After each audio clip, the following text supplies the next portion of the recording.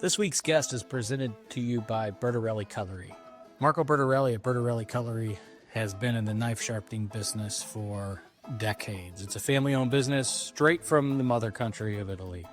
Marco is a dear friend, and they've been a partner with Illinois Recovery Center and offering second chance jobs for folks that are leaving treatment and looking for work. Please check them out at bertarellico.com. That's BERTARELLICO.com. And you can always find them and their retail store at 1927 Marconi Avenue on the Hill in St. Louis, Missouri. bertarellicutlery.com. Hey guys, this is Jeff, the producer. Hey, before we begin, this episode includes discussions about suicide. If this topic is distressing for you, please take care while listening. Skip this episode if needed, or reach out for support. If you or someone you know is struggling, resources are available. In the U.S., you can reach the Suicide and Crisis Lifeline at 988.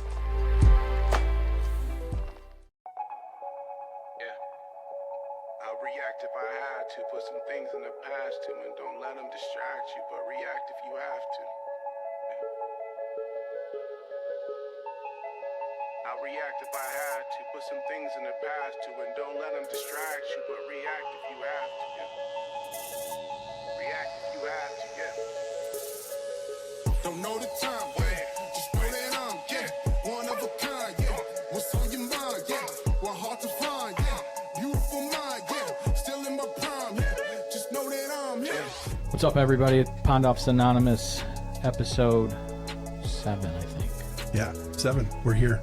Season 2, though. This is flying by so far. No headphones. Are the cameras on? The cameras are Oh, on. did we tell you that? Oh, it's fine. Okay. You look beautiful. You look Right. like you're ready for camera. Oh, So, yeah. I planned that. All right. Tina Meier is our guest. Yes. Founder of the Megan Meier Foundation, which I don't know if excited is. I'm excited to talk about the foundation, and but I know it's really hard stuff. So yeah, thanks for coming. Thank you.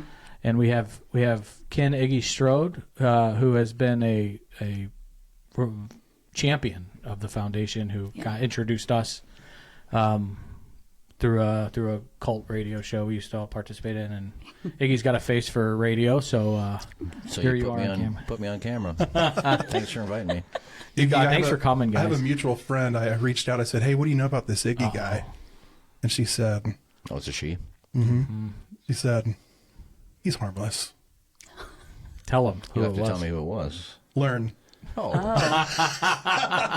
Listen, She may have said other things too, but I'm just going to leave it at that. I love Learn. She is the coolest chick I know. She's so cool. I love her. this is so funny because it was organic. Jeff is like, I'm friends with Learn. And I asked her, because you said that your friend Iggy's been in radio forever, if she knew him, and I just let it breathe. I was like, it's a whole thing on the show. They're close pals, and there's a shtick and a whole thing. And you got her a gift, right? I get her a gift for her birthday and Christmas every year. That's right. Yeah. And so it's people She never gives me anything, but I give her a gift every year. holding out hope, baby. Maybe this year. Learn. She filled in on. We did that golf tournament one time, and they put her in front of a text line that gets pretty. We don't have a text line here, Tina. Pretty raunchy. It does. I don't Okay. know. Yeah, it does. Good-hearted people, but Are you one of them? I'll take the fifth. I've looked at all of the stuff on Facebook and things from him with the radio. So yeah, I'm Sure. that doesn't shock And me. you've been on it. You've talked about the foundation Yeah. before. Are you? You're not Harrison Brothers master, are you? You're not a texter, are you? Okay. Oh no. Mm-mm. No, he complained. He said, "Guy, we have to hear about Gobble Bowl again today." Oh, right. I said, "Sorry, dude. It's a charity. If it bothers you, I apologize." Oh boy. Yeah. You could cure cancer, and there'd be people that would complain. But I got to know you and your foundation through the radio show, and this is a recovery podcast, typically, but not always. We like to focus on mental health, and I think this is pretty.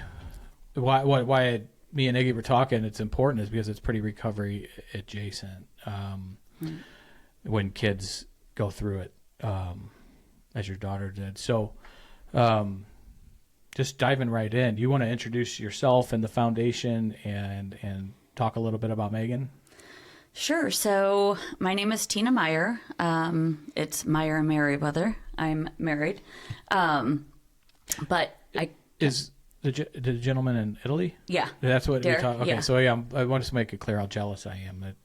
Yeah. And her husband is one of the greatest people you ever meet. And he's having a love ball that in guy. Italy, and you're I at Illinois Recovery Center doing a podcast in a prison ward studio.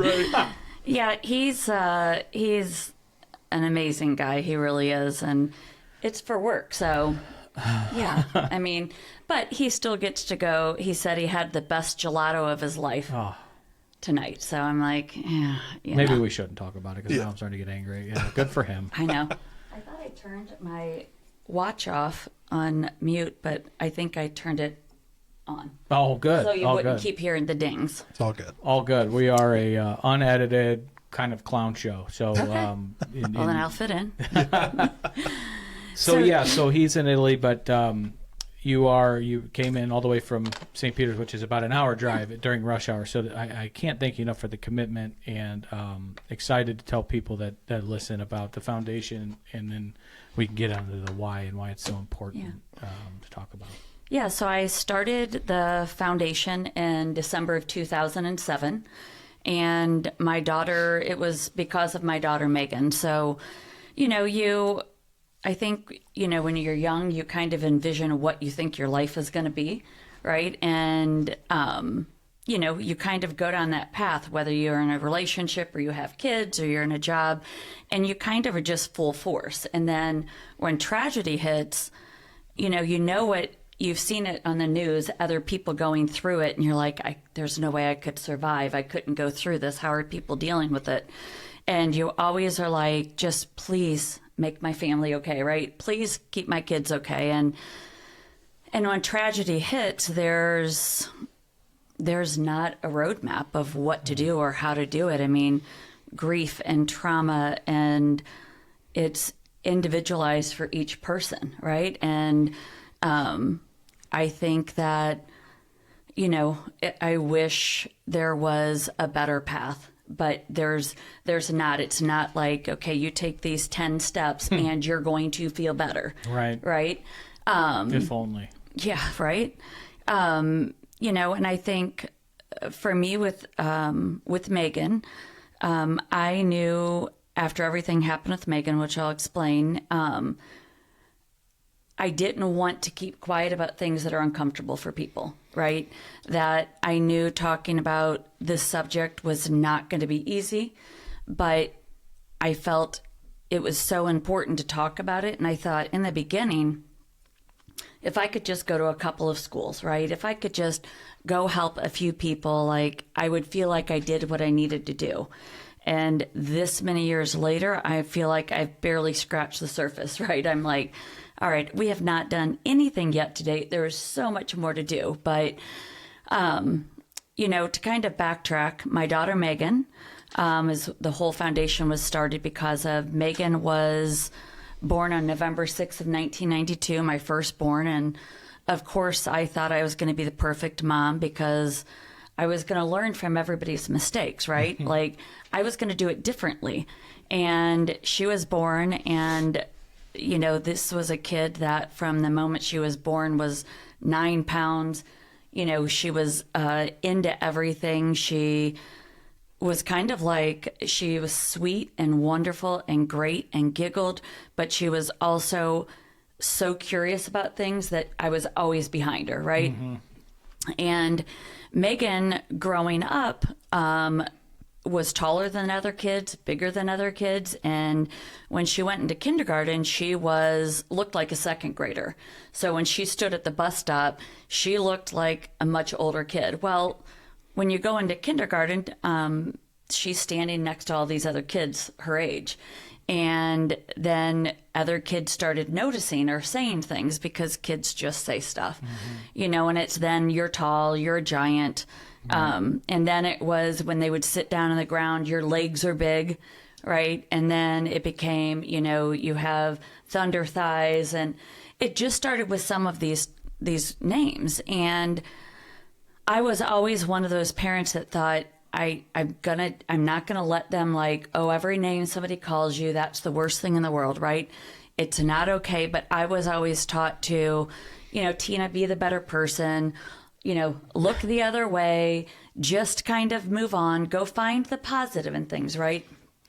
So when Megan would come home, I would say, Megan, honey, just ignore them. Go hang out with the other kids that are nice. Kids say some things that are hurtful and mean, right? Well, it continued to go on until third grade, and Megan came home and was crying, and I couldn't get her to sleep, and she said she wanted to kill herself. And wow. Third grade? Third grade, yeah. And I panicked. I left her. Just you saying that, I feel like I got hit by a truck. Like, Yeah. I can imagine. Yeah, But she's still a baby. What grade is your Right. son? Fifth. Yeah. I mean, it's right. You're thinking that something's not fair. They didn't get a snack. They didn't do well on a test, right? They didn't get invited to a party. But that. And I was definitely a very overprotective mom. And so when this happened, I did leave her in her bedroom crying because it was that much shock and panic that I took off running into my bedroom. And I closed the door, I grabbed a pillow, I went into my bathroom, and I was like sobbing and screaming in a pillow, like, what do I do? And, do I call 911? Do I call her pediatrician? Like, I don't know what to do. And then sometimes as parents, we get this thing of like, you're overreacting. You're exaggerating, Tina. Like, she doesn't even know what this means. She had to have overheard it, right? And so I went back into her room and I'm like, Meg, honey, why would you say this? And she said, Mom, because everybody hates me. I hate myself. I said, Meg, do you even know what this means? She knew exactly what it meant. God. I slept with her that night because I was scared. And the next morning I woke up and I arrived at her pediatrician's office before the man even got in the door. And I followed him from the parking lot into the office. And my feeling was like, I thought, just take her. Like, take her and see what's going on, because I don't know what to do. Like, I wasn't prepared for this. And he said, Tina, she needs to go to a psychiatrist, psychologist. She needs to be evaluated. And I was naive at the time. I said, okay. And terrified. Yeah. Oh, of course. Inside, my whole entire body was shaking. And I thought, okay, give me the names because I'm going there right now. Right. Like, that's where I'm going. And he gave me a list.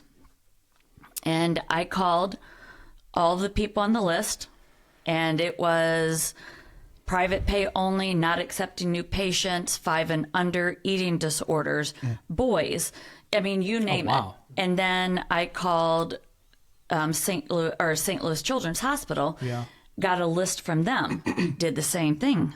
Next day had calls and went through the majority of this, or 9-month wait list, or you have to go through this and get this referral. And It's it was so frustrating because it hasn't changed much. No, it's not changed much. Yeah, no. Even for adults, like, it's really hard to find psychiatrists, psychologists, really hard. It is. And you can go into counseling, but unless you have a diagnosis, what counseling are you supposed to be going into, right? And what types of therapies?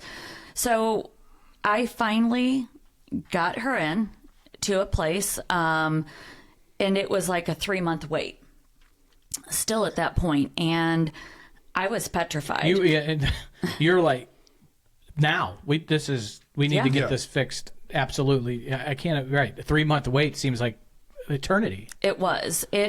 I was like, I'll sell anything. I don't care what I need to do. I just want her to be a happy 3rd grade kid. Sure.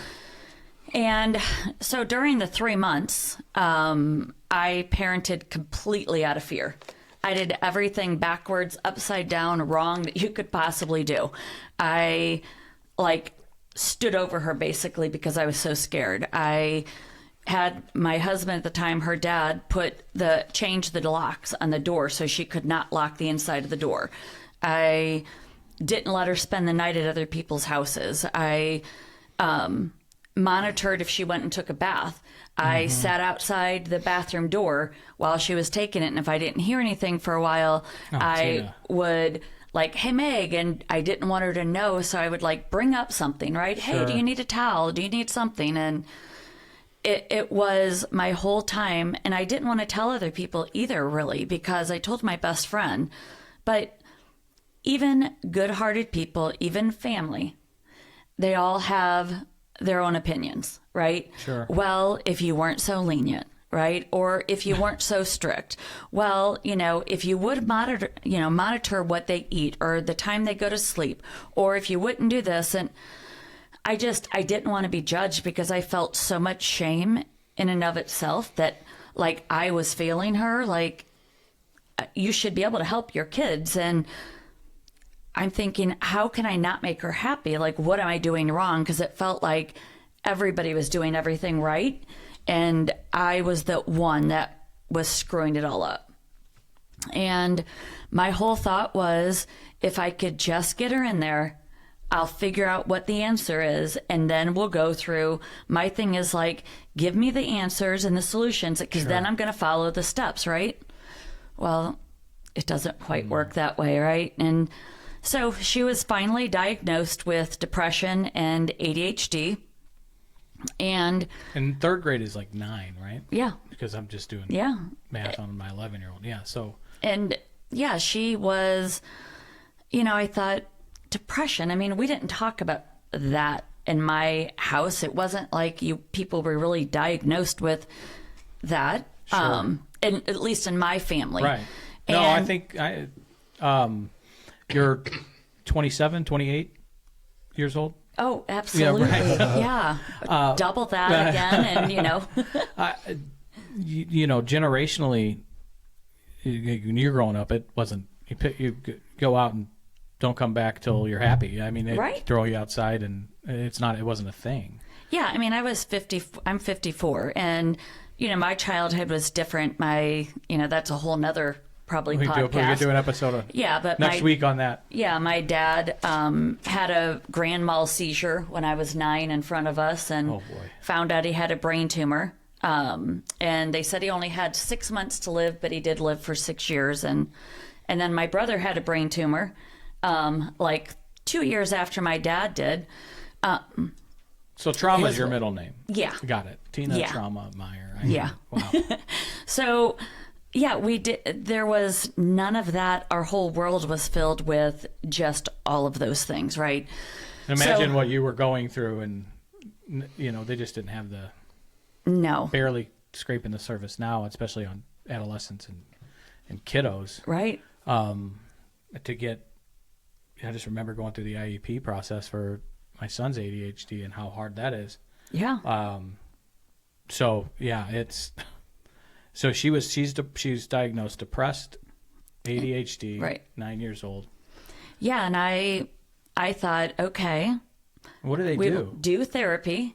Well, they prescribe medication. Well, I know the ADHD side just from experience, but is there psychotropic meds for adolescents for depression? Oh yeah. Okay.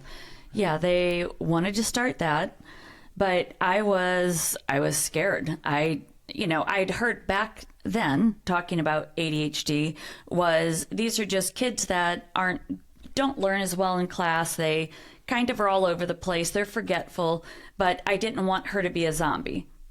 Sure. So I thought, of course, okay, we'll do therapy, but like, I'm going to get this figured out. Like, I can make her happy.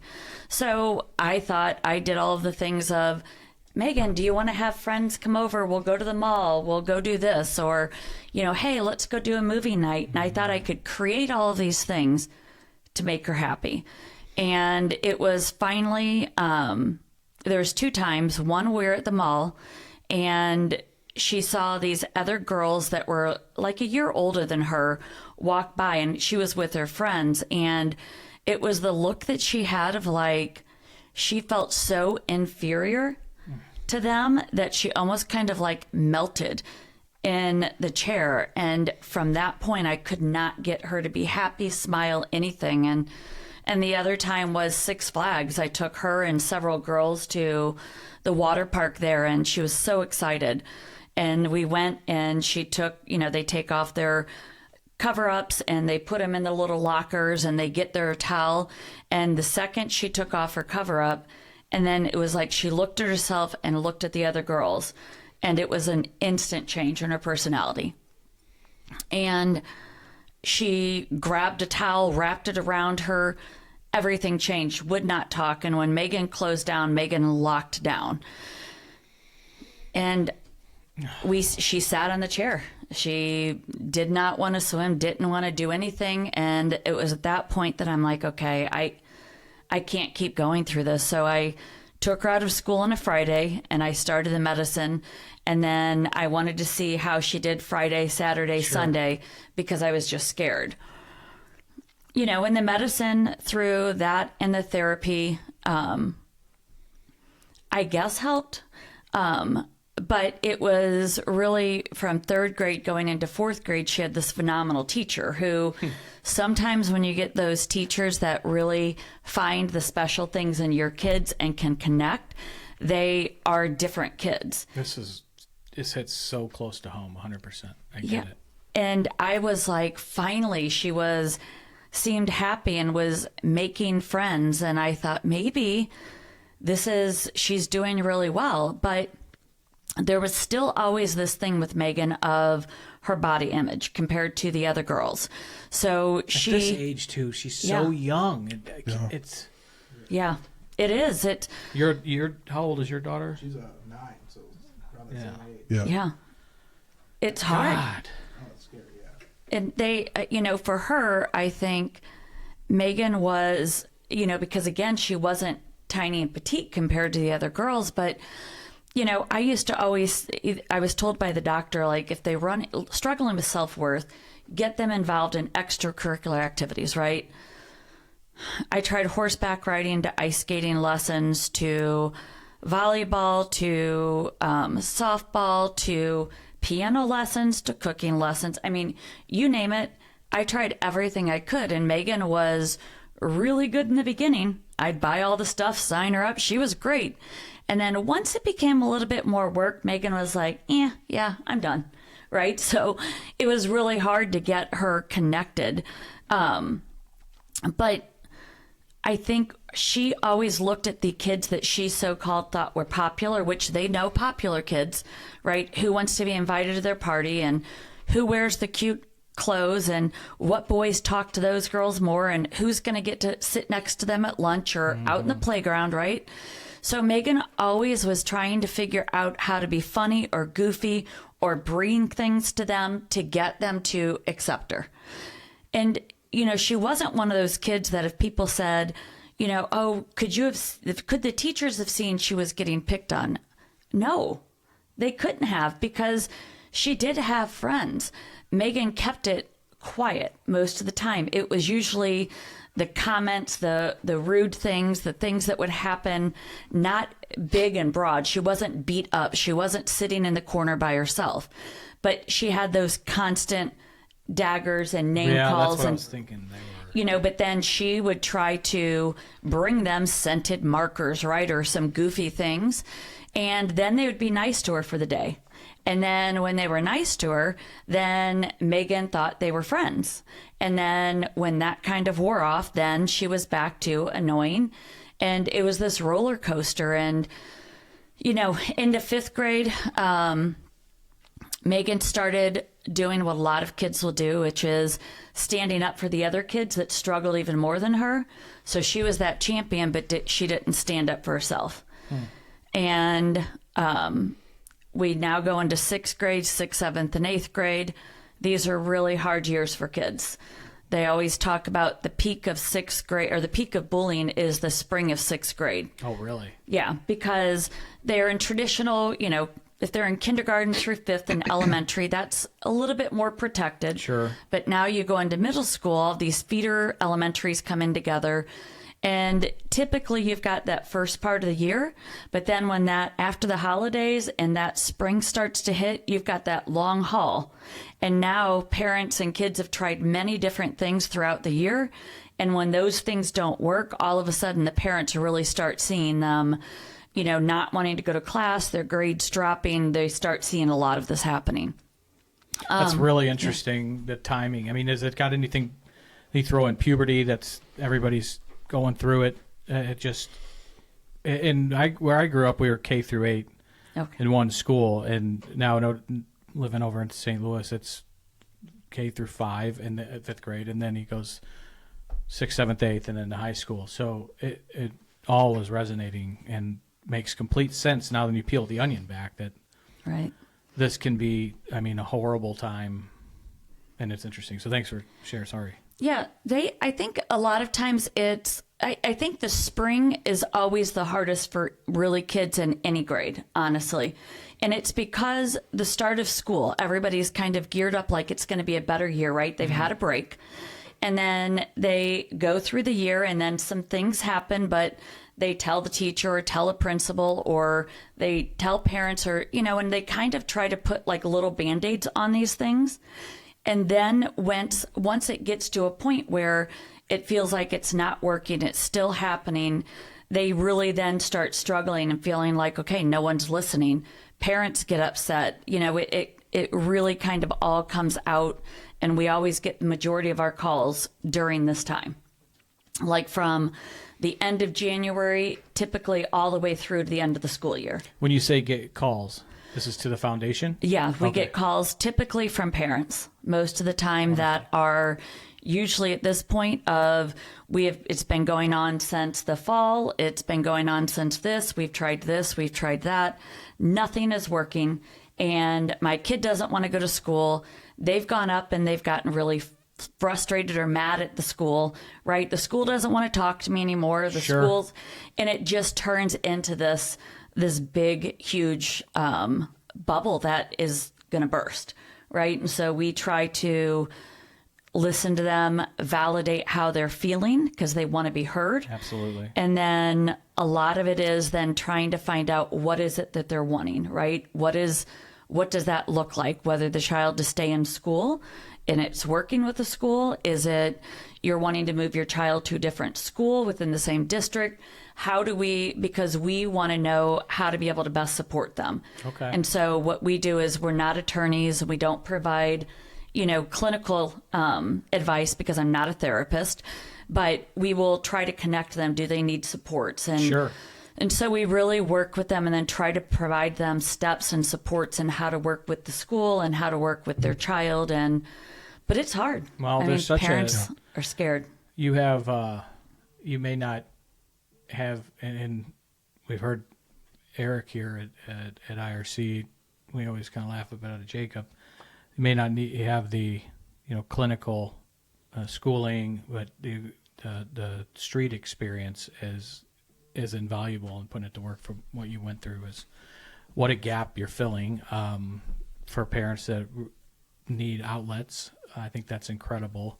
And I want you to continue, and we'll really get into the foundation and the mission and how we can all help. But continue if you don't mind on Megan's story, because as hard as it is, it's super important. Yeah, and that's why my purpose, so people know, it's never for pity, ever. You don't come off like no. I don't like pity. I'm not. I've always, since the beginning, my aunt pushed this with me of every time you go somewhere, if maybe there's a parent listening, maybe there's a kid, a teacher, an aunt, uncle, somebody that's listening that maybe something resonates, right?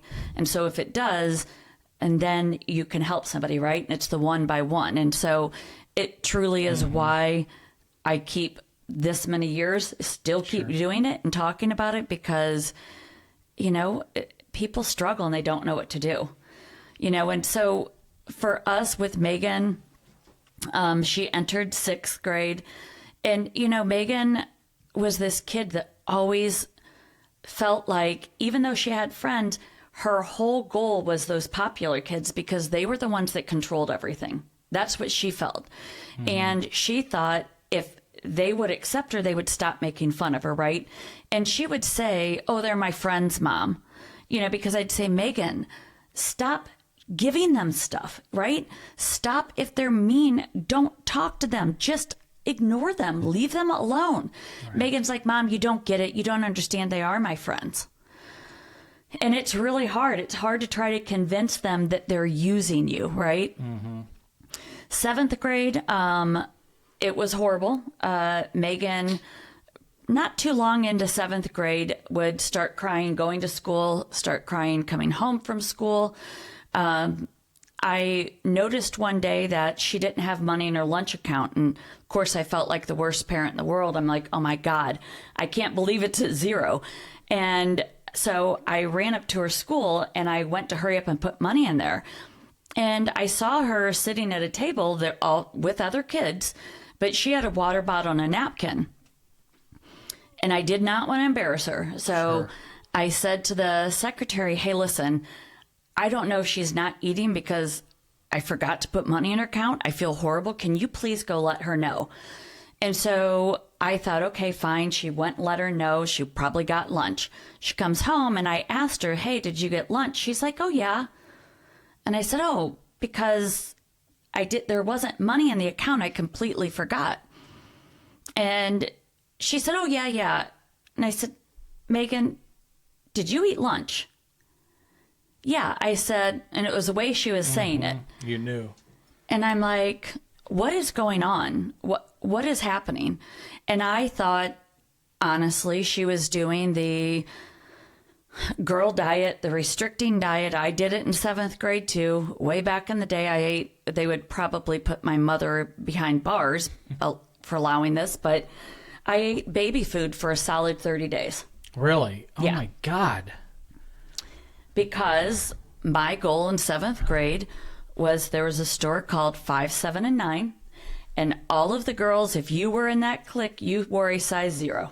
Oh, boy. My goal was size 0 because then I felt like I was part of that group, right? And so I thought this is maybe what is going on.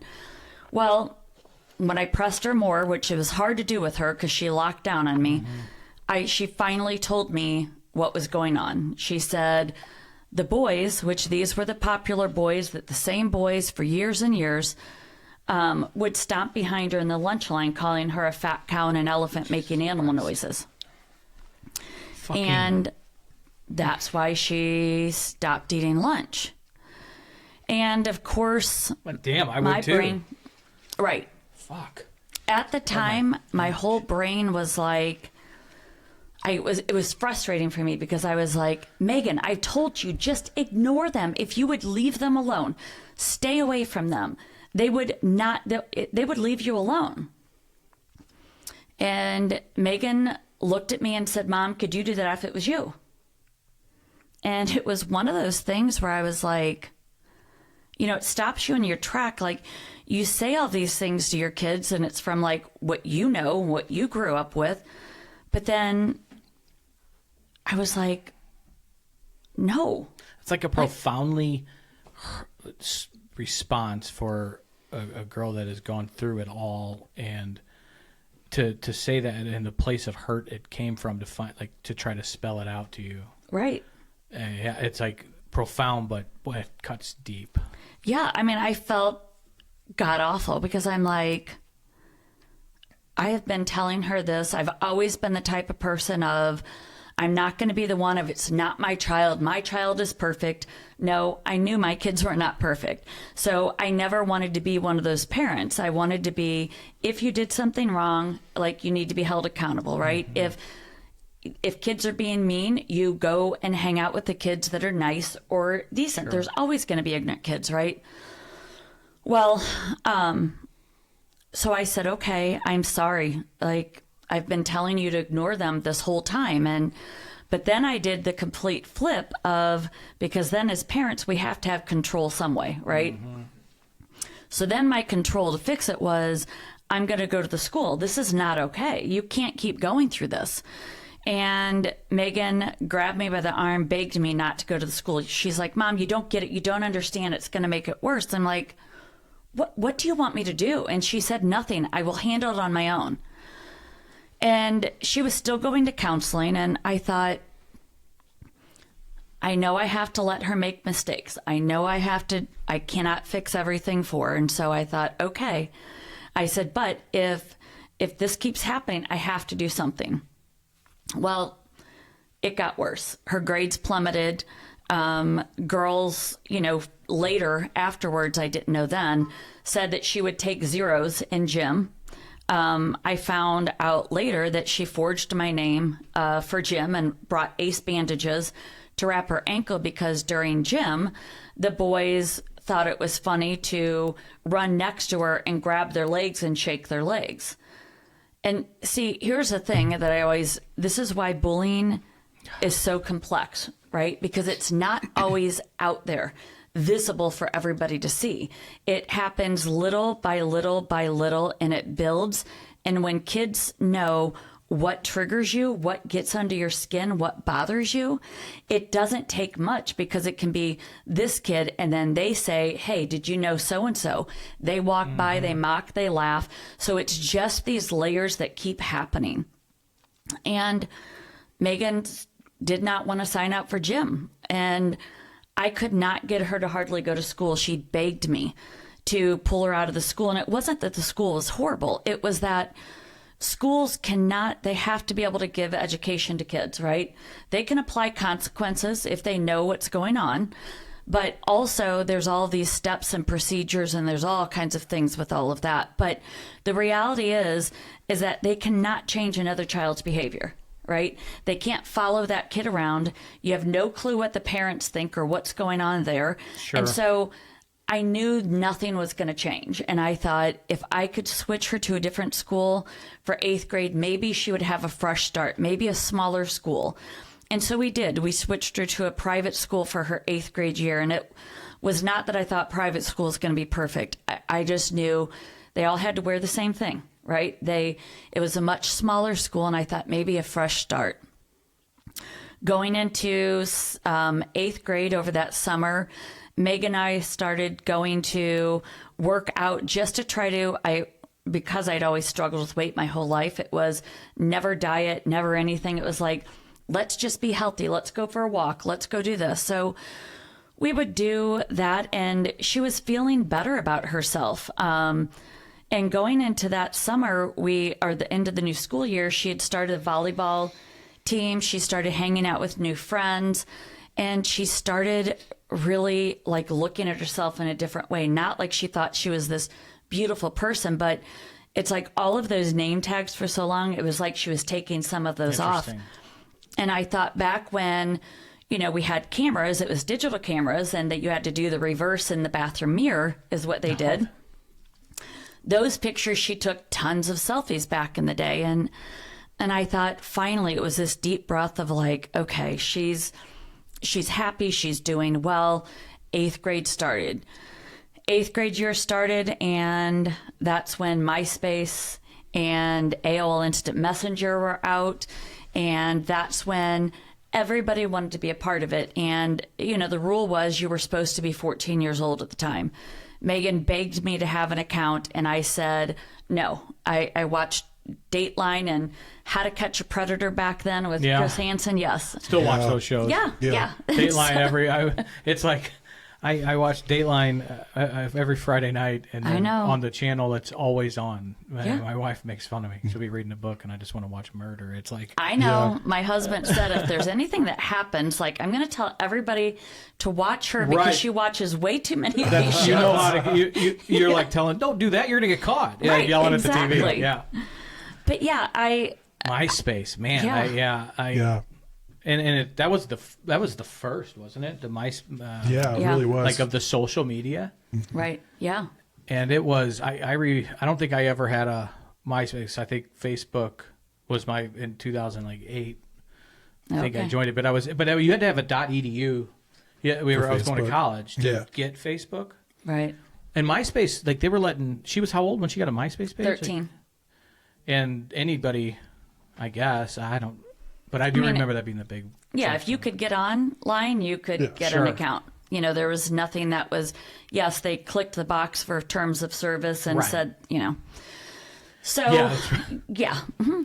And I said, Meg, like, no, they're sexual predators. I never thought of bullying or cyberbullying. It was sexual That's predators. who it was. The boogeyman was the Yeah. kidnap. Yeah, right.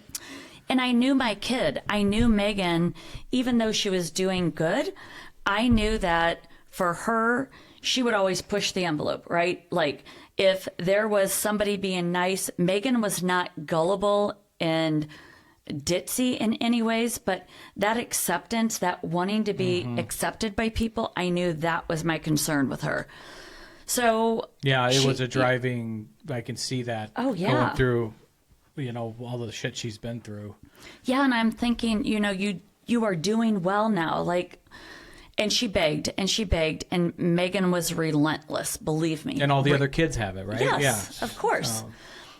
So I made up some rules, and the rules would not work in today's world because this was dial-up back then, right? Yeah. I can hear the Oh, God, the yeah. modem sound. Yeah.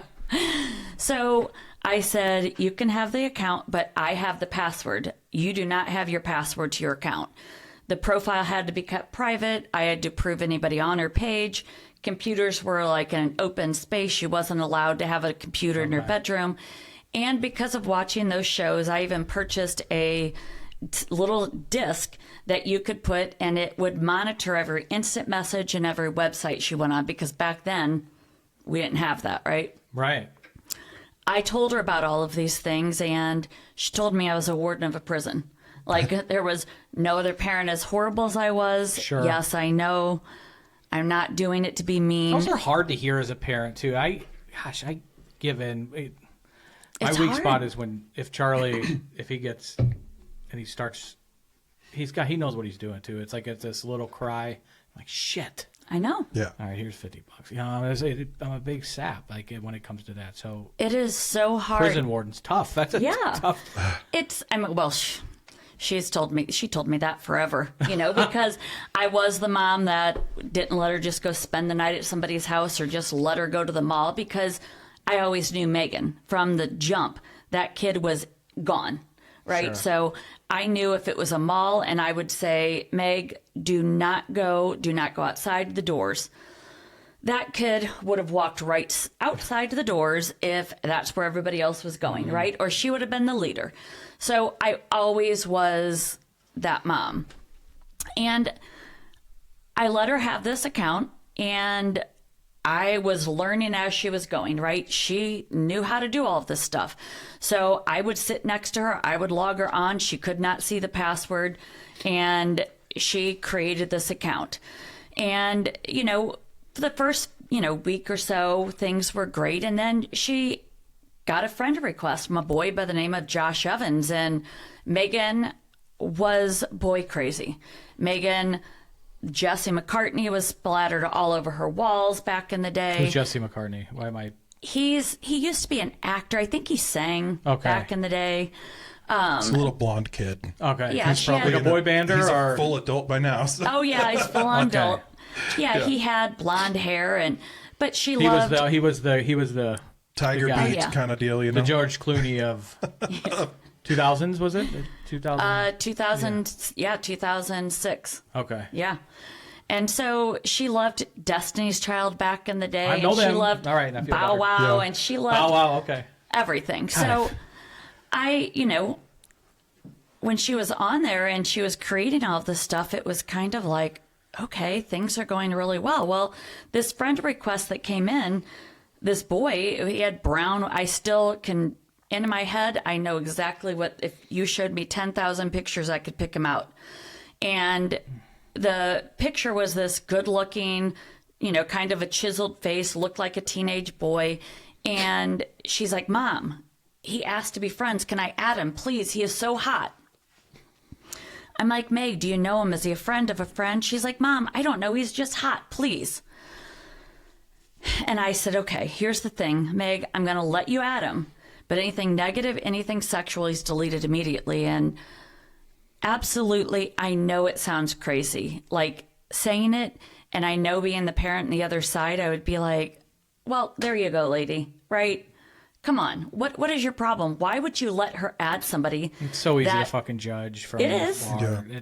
It is, but that's no idea. people do backseat drive, and they stand in their own world and judge others, right? All day long. I get it.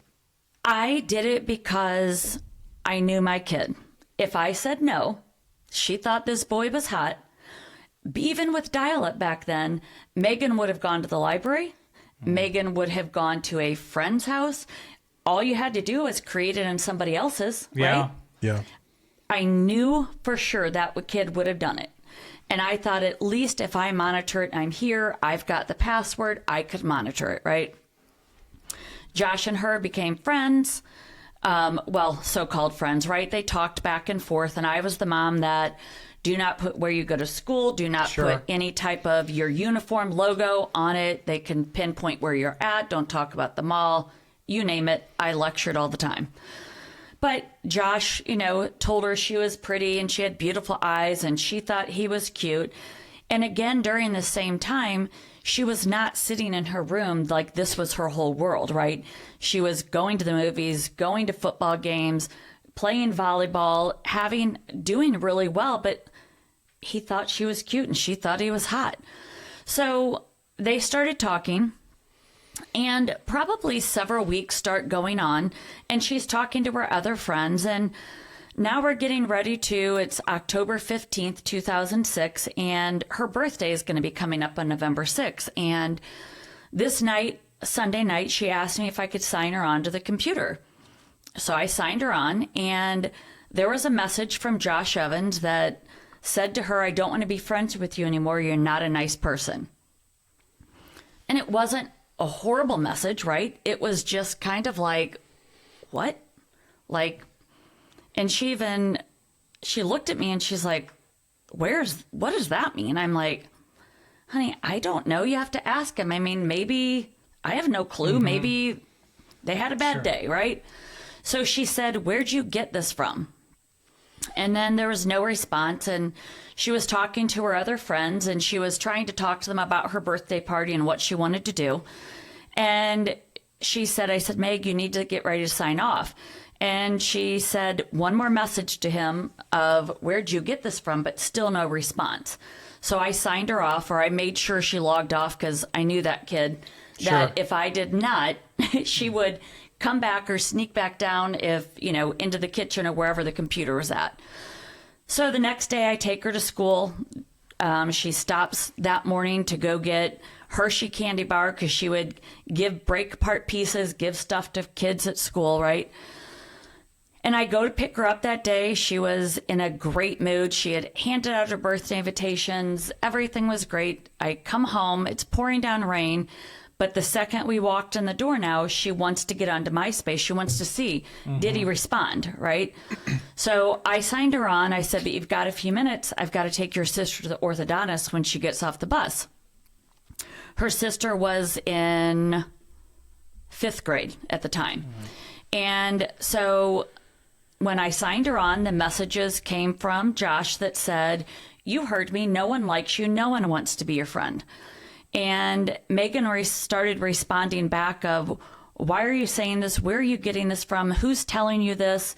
And then I ran to keep checking see if my daughter's bus was there. And so as I come in, I heard the bus, but it was like pouring buckets of rain. And I said, "Meg, you've got to sign off. I've got to go." And she said, "Mom, please let me finish this last message and I will." Typically, I never did that. Her dad was upstairs sleeping. He would go to work early in the morning. I left, but I called her from the orthodontist office after I checked my daughter in, and I was like, "Hey, Meg, what's going on?" She's like upset and crying. I said, "What is going on?" And she said, "Mom, they're saying horrible things." I'm like, "Who?" And she said, "On MySpace." I said, "Megan, I told you to get off MySpace.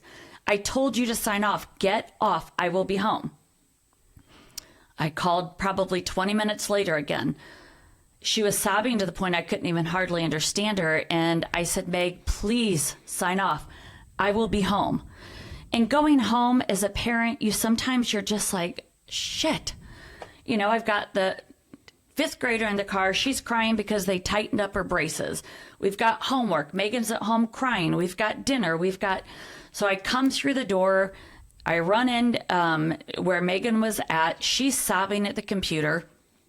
And I said, get up, let me see what is going on. So I started looking at messages from Josh to Megan, Megan to Josh, and now 2 other girls got involved. And these messages that went back and forth were, you know, Megan Meier's a fat ass, Megan Meier's a whore. But then Megan was defending herself, saying, I'm not this, you're that. Are these public, like on the public side of things, or are these in the instant or the Not in messenger DMs. side? No, it was no. This wasn't even on AOL Instant Messenger at the time. This was just on. This is on the wall or Yeah. whatever it was. Yeah. And back then, because it wasn't that thing of you don't put your name out there, you don't do it. They used first Jeff's names, getting last names. enraged. Oh yeah. Yeah. I can tell he's getting enraged the way he asked that question. Yeah, Yeah. it's just all back then. It was just all out there because it wasn't like don't do this or you can get in trouble, right? And so Megan started calling them names back, and I looked at it and I'm like, damn it, Meg. I told you if you would have signed off, we could have dealt with this differently. But now you're calling them names, they're calling you names. I said, it turned into this war of words. If you would have signed off, we could have dealt with it differently. And she said, Mom, you don't understand. And I said, Meg, you're not any of these things that they're calling you. And she said, Mom, it's going to everybody at my old school. Everybody at my new school, no one's going to believe me. She said, you're supposed to be my mom. You're supposed to be on my side. And the phone rang, and it was one of her friends, and Megan was crying, and she said, I have to call you back because I didn't see it at the time. She had messaged to some of her friends of like, hey, help me. They're saying these things about me.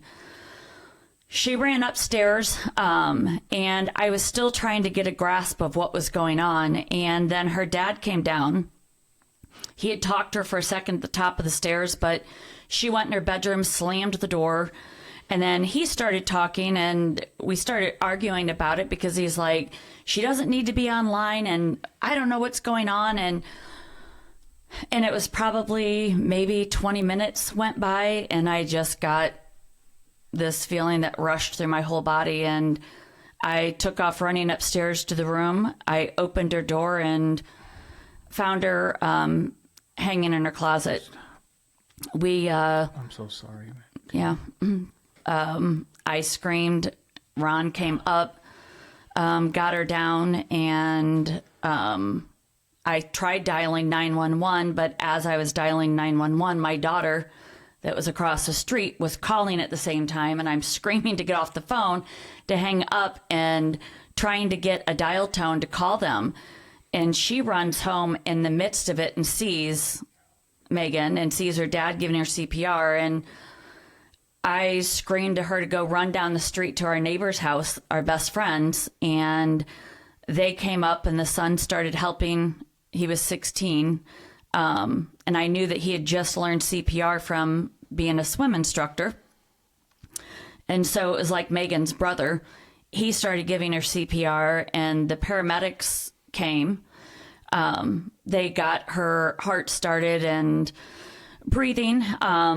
Could not airlift her because of the weather. So they had a transport from St. Joe's and Lake St. Louis down to Children's and in ICU. But, you know, it was kind of an up and down. There wasn't a lot of hope, really. There was a few pieces where they thought maybe there's some brain activity. But it was evident almost 24 hours later, her blood pressure, they tried everything. Just her organs were shutting down. And, you know, I remember she had like tears that like streamed from the side of her face. And even though there was nothing there, it happened. And I told her it was okay to go because I wasn't going to put her on life support. We weren't going to do that to her. So, we laid there and held her, and, you know, it was one of those things of like, there's no way this can be happening, right? I don't even know what to say. You're so brave. I'm sure you've with the foundation. Told I the don't story feel it. 1,000 times. I don't. Yeah. You said at the beginning, like all the thoughts you said at the beginning are what I'm thinking. Like I could never survive I could, you know, and Oh, yeah. then you get thrown into it. Right. I mean, it's, there's no way I thought I could ever survive the thought of anything happening to my kids. Right. And so, but, you know, here's the thing.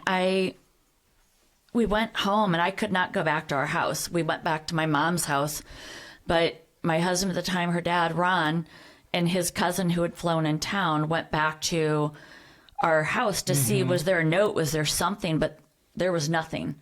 And I then went and got straight onto, thank you. Got straight onto the computer because I wanted to see, like, what is going on? Like, where is this Josh? Like, what happened? Now, Ron had seen that on AOL Instant Messenger, the last 2 messages that I didn't see from Josh Evans to Megan said the world would be a better place without you and have a shitty rest of your life.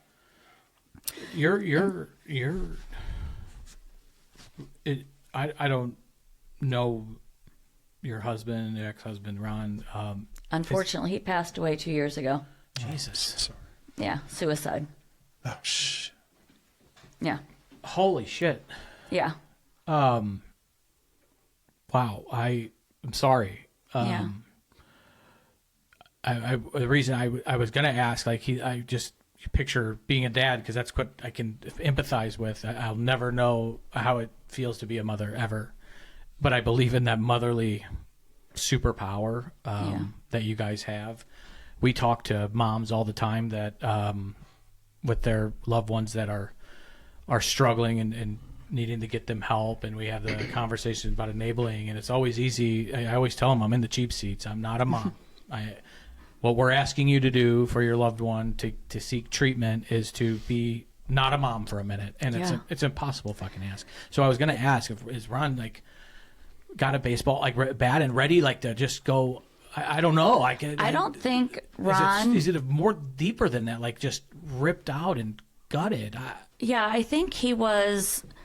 I think I was more of, because Megan and I were so close in the MySpace thing of, like, I knew what was going on. I knew who she talked to. I knew all of those things happening, and he didn't even have the password, right? It was just me. And it was a way for her and I to really be able to talk about things or to laugh about Goofy. And it wasn't, you know, it wasn't one of those things of like I was getting into this childish thing. She would just show me this new wallpaper you could put up, or she put up this little slideshow of her and her cousin picking her up. Sounds like a good relationship. Yeah, to even have on something that you're concerned about. Yeah, you laid some ground rules, and now it's you. I mean, I don't know how you, besides not letting him have it, like you have, and it was like you were involved. Is the word I was looking for? An involved parent in something that is super risky. Yeah, Or now we know. Now we know. Now we do, right? But like you had there's some dangers, but we're thinking the same thing. The Chris Hansen show, right? Not thinking that it's going to be bullying, but so you're involved, and how more involved could you be? Like you couldn't. Yeah, I mean, it's either there's been a lot of people who have said, or parents especially, that are scared, right? Because they're scared of my story, right? They're scared of other stories that they hear, because I think as a parent, I always just said, please just let me know they're going to be okay, right? I know they're going to screw up. I know there's going to be things that are going to happen. I just need to know at the end of the day, they're just going to be okay. We all say that probably every day in a prayer. He has a 4-year-old, 9-year-old, I have an 11-year-old. Right. Iggy did a DNA test on the radio show he was on, and they didn't find anybody yet. No, but I have like 24 nieces, nephews, great nieces. Right, so you know what we're talking about. Absolutely. I say the same thing every night before I pray. I say, just please keep everybody in my family and my friends safe. And like the helplessness that I can not imagine, and I feel it when I go through minor shit, that some tough stuff with Charlie, but I can not even register the level of like helplessness, and that's all you want is your kid to be happy. Yeah, happy and okay. That's it. That's right? it. So right, like never think about him being rich or owning material things. It's just happy. Yeah, and anytime they suffer at all, it sucks. Like it's worse. My kid had to have 2 shots in the ass the other day, and that sucked. Yeah, it hurts you, and they're hurt. Yeah. It hurts, right? When you somebody feel it deep. Yes. And we're dads, not moms, so magnify it and multiply it by infinity. Right. And it's why parents react the way that we react, right? When someone hurts your kid and you know they're doing it on purpose, it's like that little bastard, right? Yeah. You know, of like, how dare you, right? And you try to talk to the parents and the parents might blow it off, but it's like, you're so hurt. And it's why we say the dumb things that we say sometimes of like, oh, well, don't worry about it. He's dumb anyways, right? Or, we're not going to invite them to the birthday party, or we say these childish things, but it's human beings. Yeah. Right. And so you went back. I wanted to know what the hell was going on. I was still in that mode of like, sure. I told them they're not doing an autopsy on her because you're not cutting her up like I was on the floor. And then when they said that, it was instant a mom again of like, no, you're not doing this to her. No, you're not. But we did donate. She had heart valves. So we did donate the heart valves because I wanted something. She was a giving kid. I wanted to do something. We did do that. But I wanted to know, like, what happened? What is going on with this Josh? Like, what did I miss? So I went and I logged on, and the Josh Evans account was almost at that time, it was like bits and pieces were taken down. Like, the account was starting to almost like disappear, right? And for weeks and weeks, I sat at that computer for hours and hours and hours trying to find who were the people that were on his page, who were the friends, where are the pictures at, where are the things at, where are the comments at, what did I miss? I searched for that Josh Evans, that image, that face for I can't tell you how many weeks, because I thought I was going nuts, like, I don't understand. And probably almost 6 weeks later, it was Thanksgiving weekend, and we got a call from a neighbor down the street. Her name was Michelle Mulford. And I knew her. Megan was the same grade as her daughter was. Her and Megan and Lori Drew was the mom. And Sarah Drew those kids were all in the same grade. We all knew of each other. She called, and I was getting ready to go to a grief support meeting by myself because good for you. I didn't know what to do, right? And Ron did not want to go, but I was like, I'm going. I can't function. I can't breathe. I don't want to live. I don't want to be here. And everybody's like, it's going to be okay. Bullshit, it's going to be okay, right? The things try that people so say, hard, they do. but I can't. Yeah. And she said, and you still have a daughter still. Do you have that? Yeah. I mean, so she said, Tina, there's a really important meeting. I need you to come, and I need Ron to come. And do you have any family or anybody that can come and support you? And I was like, what? That's odd. Yeah.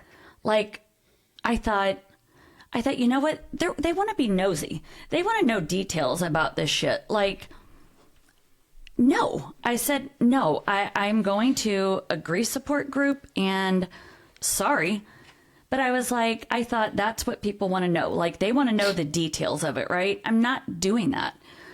And I hung up the phone. I was going to be going. And then I got a call from a neighbor who was a therapist at the time, and he was doing some grief support for us.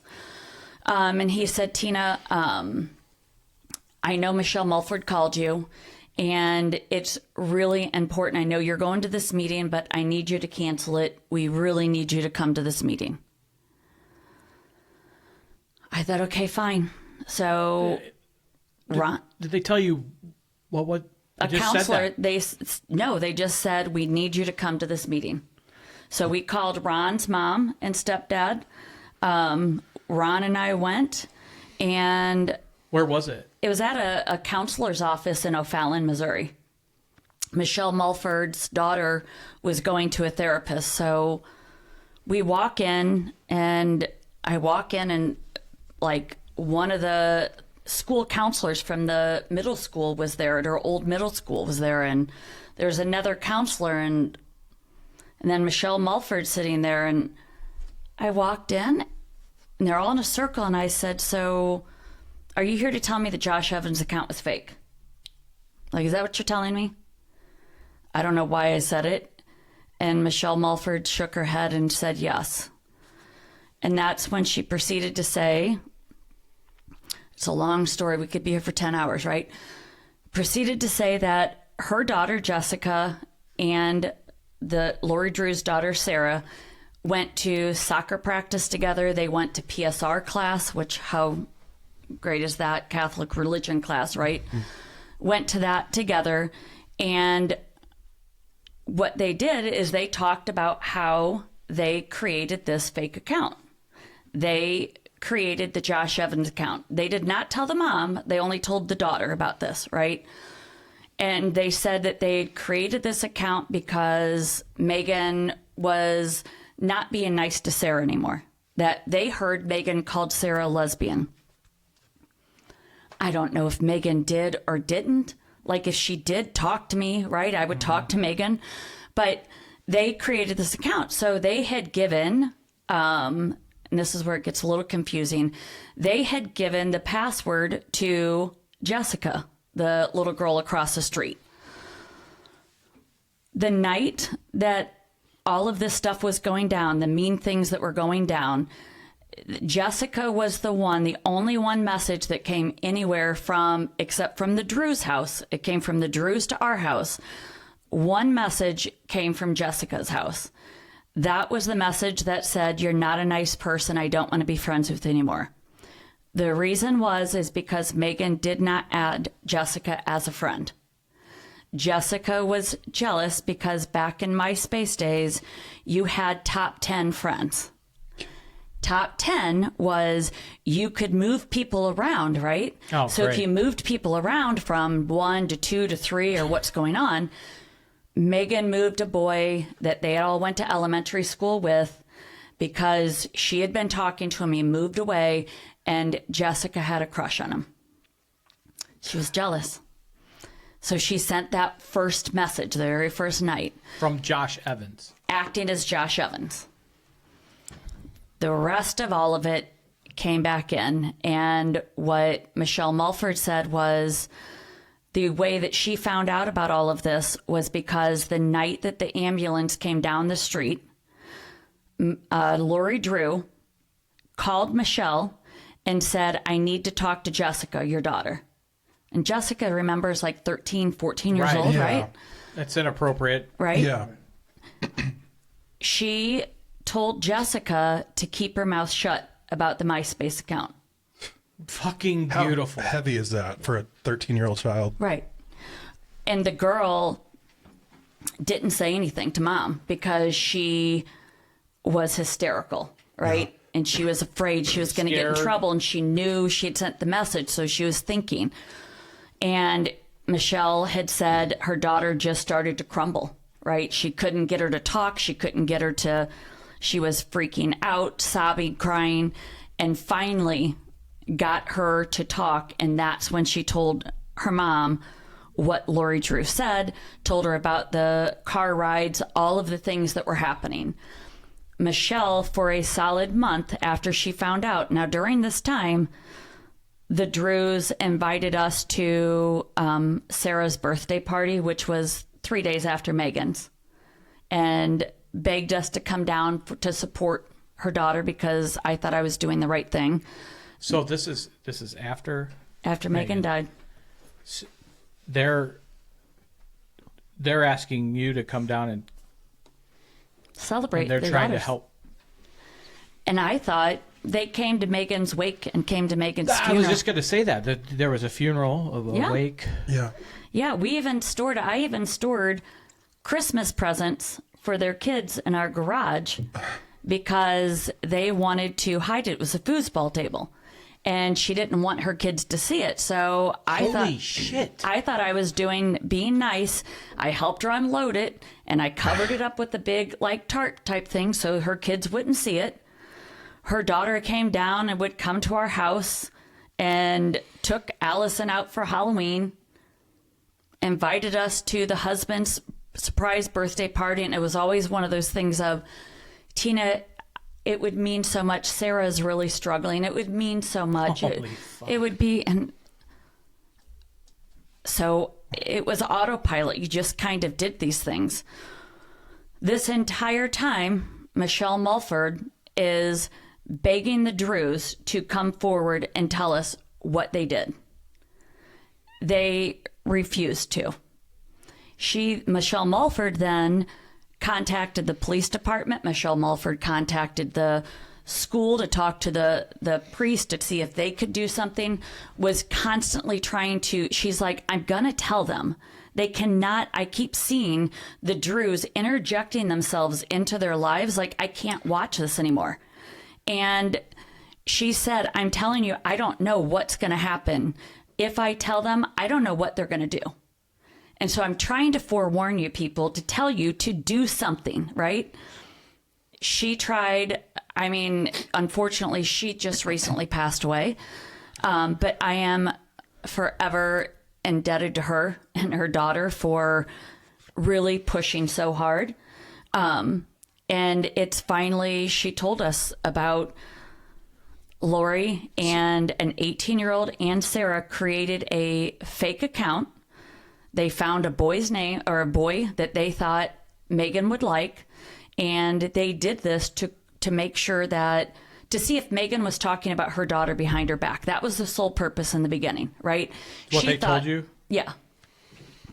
And when Megan wasn't, it was a game. It was kind of like one of those things of, well, if you're not being nice to my daughter, then, aha, we're going to get you back, right? And Lori even talked about how she thought it would be funny to try to get Megan to come up to the mall to think she was going to meet Josh and then jump out and like laugh like, ha ha, you were tricked. The mother. What a sick. Yeah. So The bukyaka. yeah, there's a lot of words I've called every vile C-bomb in possible Italian. world. Yeah. The Sopranos. So they were worried about Ron at the time. And it was, I think What do he you was mean more by in that? shock. They were worried about Ron going down to kill them. Yeah, that kind of what I was asking earlier. Yeah. Yeah. And It was me. sure, now I'm like thinking, you don't fuck with a tiger at her cubs, is what Yeah. I hear. Yeah. And I'm thinking, this bitch So when you took say Megan they were on worried about vacations. this is Michelle. That Michelle, the neighbors, people now knew that they were like, there's already been one tragedy. The family needs to know what was going on. But I'm telling you, to prevent another tragedy, I don't know what's going to happen. Like, this could be really volatile. But the police and nobody really wanted to get involved. So Michelle tried doing it in this way. so many like ball drops here. What? So I don't think they knew what to do at that time, right? maybe Yeah. yeah. I guess You I know- don't mean to be in the cheap seats, but it just seems like, and to your point with this Michelle, for staying on it, and She was a bulldog. I mean, God bless she her. was the type that, I mean, and to call you and ask you down for that is like a level of, we're going to tell you, I mean, how we murdered your daughter. yeah. Like that. Yeah. She's that. Yeah. I'm glad there's someone that did something fucking right in this story. Yeah. Because there's so much darkness in it, and you're just you and Ron are, I can't even put into words the level of devastation, and your daughter, your younger daughter, like that. There's somebody out there with some goodness. Right. So this was 6 weeks. You're getting ready to go to a grief support group. She calls you. You're like, no fucking way. Right. The counselor, the therapist that you go down to and is this Lori there? No. Okay. Oh, no. Yeah. Right. No. Yeah. That does. Okay. No. How many people were in this room? There's probably 8 to 10 people. And you and Ron went down there. Right. And his mom and stepdad met us there too. And because they wanted to have, and that grief counselor that lived in our subdivision, he was there. And I just said, that's it. Like, let's go. I just wanted to pack up. I wanted to go because they lived 4 houses down the street from us, right?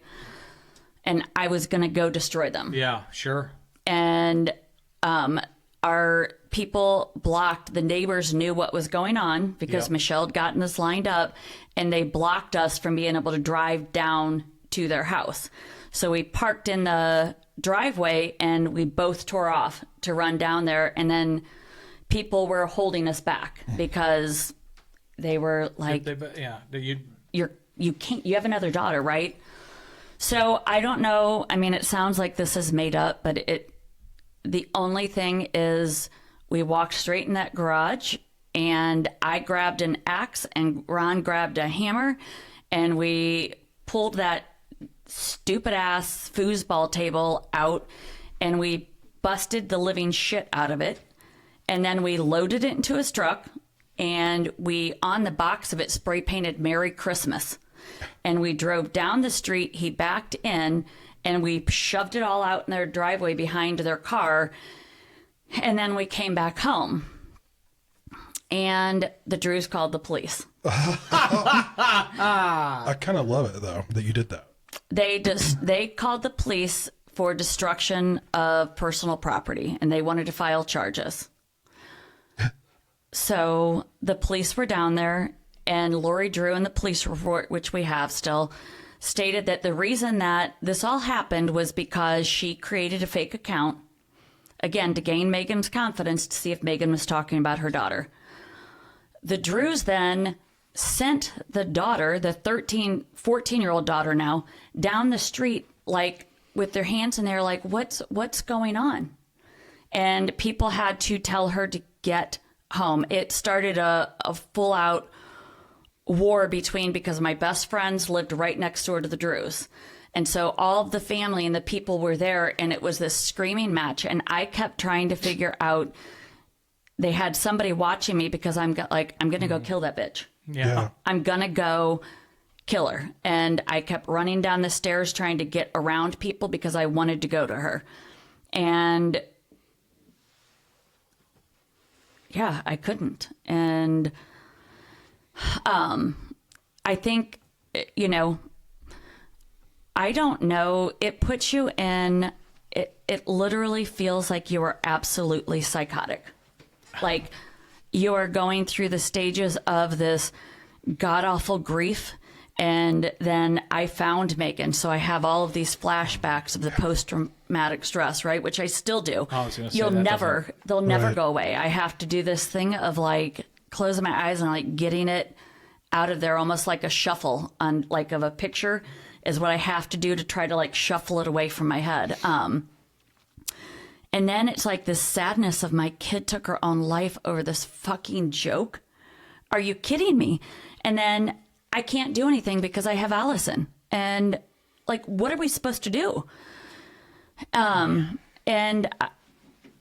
I think at the time I started writing in a journal how I was going to kill him because I didn't know what else to do. Yeah. I thought they don't deserve to live. They don't deserve to drive their kids around and do all of this when they were just kind of like, well, we really didn't do anything. Let's share our side of the story, right? Long story short, we finally did get an attorney. I called the most high-profile attorney that I knew because I worked at law firms years before this. So I called Scott Rosenblum, which I knew. And Scott Rosenblum contacted another attorney, a civil attorney. They started making calls. We were connected with the FBI. The FBI did do an investigation. They went down. Lori Drew loved to talk. So Lori Drew invited him in, gave him her computer, gave pancakes to him, loved sharing her side of the story. It wasn't really, she didn't really do it. I could just hear this bullshit of... Yeah. Yeah. But makes your fucking skin crawl. Yeah. Yeah, so I did everything I could do to make her life absolutely miserable. I tried running her off the road. I mean, not things I'm proud of now, but Sure. I mean, that's where I'm saying you have no because I didn't want to live anymore. I wanted to die. I begged to die. Even with my other daughter and the love that I had for her, I was in so much pain. And if I saw them out and I saw them driving down the street, I didn't care. I went straight at them and they'd have to veer off the road. And it was one of those things of, your ass doesn't deserve to be around here, right? If they were going to have a garage sale, I stood at the end of the driveway and I screamed at them the entire time till they got their shit and put it in. She sold. It's so funny. Like that does not seem unreasonable to me. To other people, they probably look and think, you're trying to blame somebody for your daughter's death, right? You're trying to, I mean, she had a business that she would go and sell ads to businesses, like, those little coupon magazines that you get. Yeah. That was her business. And I saw her one time walking into a business. And I was taking my other daughter, Allison, to the orthodontist. And I said, Allison, you're checked in. And I thought, bullshit, this woman's doing this. So I checked Allison in. I walked straight down to that business. And she was in there trying to sell. I said, do you know who this woman is? Do you know what she's done? This bitch pretended to be a boy on MySpace, and my daughter took her own life. And then Lori left. I waited for her to leave. And then she walked down and went to another business. I thought, bullshit. So I followed her down that one. And I went in that one. I did the same thing. Was this all public yet? Like, was this in the news yet? No. Okay. Because everybody wanted to keep it quiet. First of all, there were a lot of people that did not believe us. Yeah. There were a lot of people that thought, oh, you're just trying to blame, right? Your daughter took her own life. It was not them. And then the other part was the attorney said, listen, do not until you have everything together. So, no, I followed her down there and did it again. And I was going to keep following her. And she walked out and she said, would you stop? And I said, I will never fucking stop. Yeah. No, I'm not stopping. And, I think it's when you feel so out of control that you can't, nothing's going to work, right? Nothing's going to make it better. It was just, for me at that time, it was this complete vengeance of, I needed her to feel, and I talk to, kids about this all the time, even adults that struggle so much with people that disrespect them or hurt somebody or harm them. And you have that instant thing of you want to get them back because you want them to feel what you are feeling, right? I wanted to take everything I felt. I wanted to breathe it in. I wanted her to know what it felt like, right? Sure, of course. And the reality of looking back, once you kind of pull and you start going through different periods, it realized that she would have never understood this pain, right? I mean, I'm grateful I never did what I wanted to do to her or her family. Yeah. Because we're here now and Allison needed a mom and needed a dad. And, we went to a federal trial in Los Angeles. There were no laws here. Federal trial in Los Angeles, Michelle Mulford actually went and testified before the federal grand jury, and they indicted her on 4 charges. First time this type of a case ever had been anywhere, right?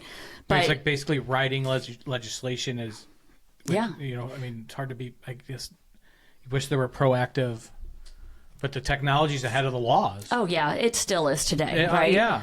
And, it was really United States versus Lori Drew, because what the U.S. attorney did, Thomas O'Brien at the time, it was the first time a U.S. attorney actually tried a case in like 30 years. And so it was because MySpace's headquarters were based there in California. So because of that, it all was their servers and stuff. Yeah. Okay. So it was trying to, hacking Lori Drew, violating the terms of service. It was knowingly a lot of, different charges, right? She faced 20 years in prison. Long story short, I did testify. We went to the federal trial. Lori Drew was found guilty on 3 of the charges, misdemeanors though, and deadlocked on the 4th. We went to sentencing after sentencing. He kept continuing it. But finally, in 2009, the judge stated, listen, it's unconstitutional to convict Lori Drew, because essentially you would have to convict anybody who lied online, who Right. lied about their age, who did this. And at this point, the ACLU had filed like 500-page briefs and worried about the First Amendment right and were they going to restrict, speech. At that point, I knew she was not going to be charged. I knew that it was going to be this way. And I had to tell myself in my head of like, okay, it's not about her anymore. I'm done. Like from this point, I don't want an appeal. I don't want to file civilly. I want to move on with this foundation. Megan was more than this. And the reason and purpose of doing that was because vengeance wasn't going to get me anywhere, right? Carrying that vengeance hat every day of angry and mad and trying to figure out how it was going to get them back or what I could do was so heavy, so much. And Ron and I separated about 6 months after Megan passed away. And during that whole entire time, I was not a good mom.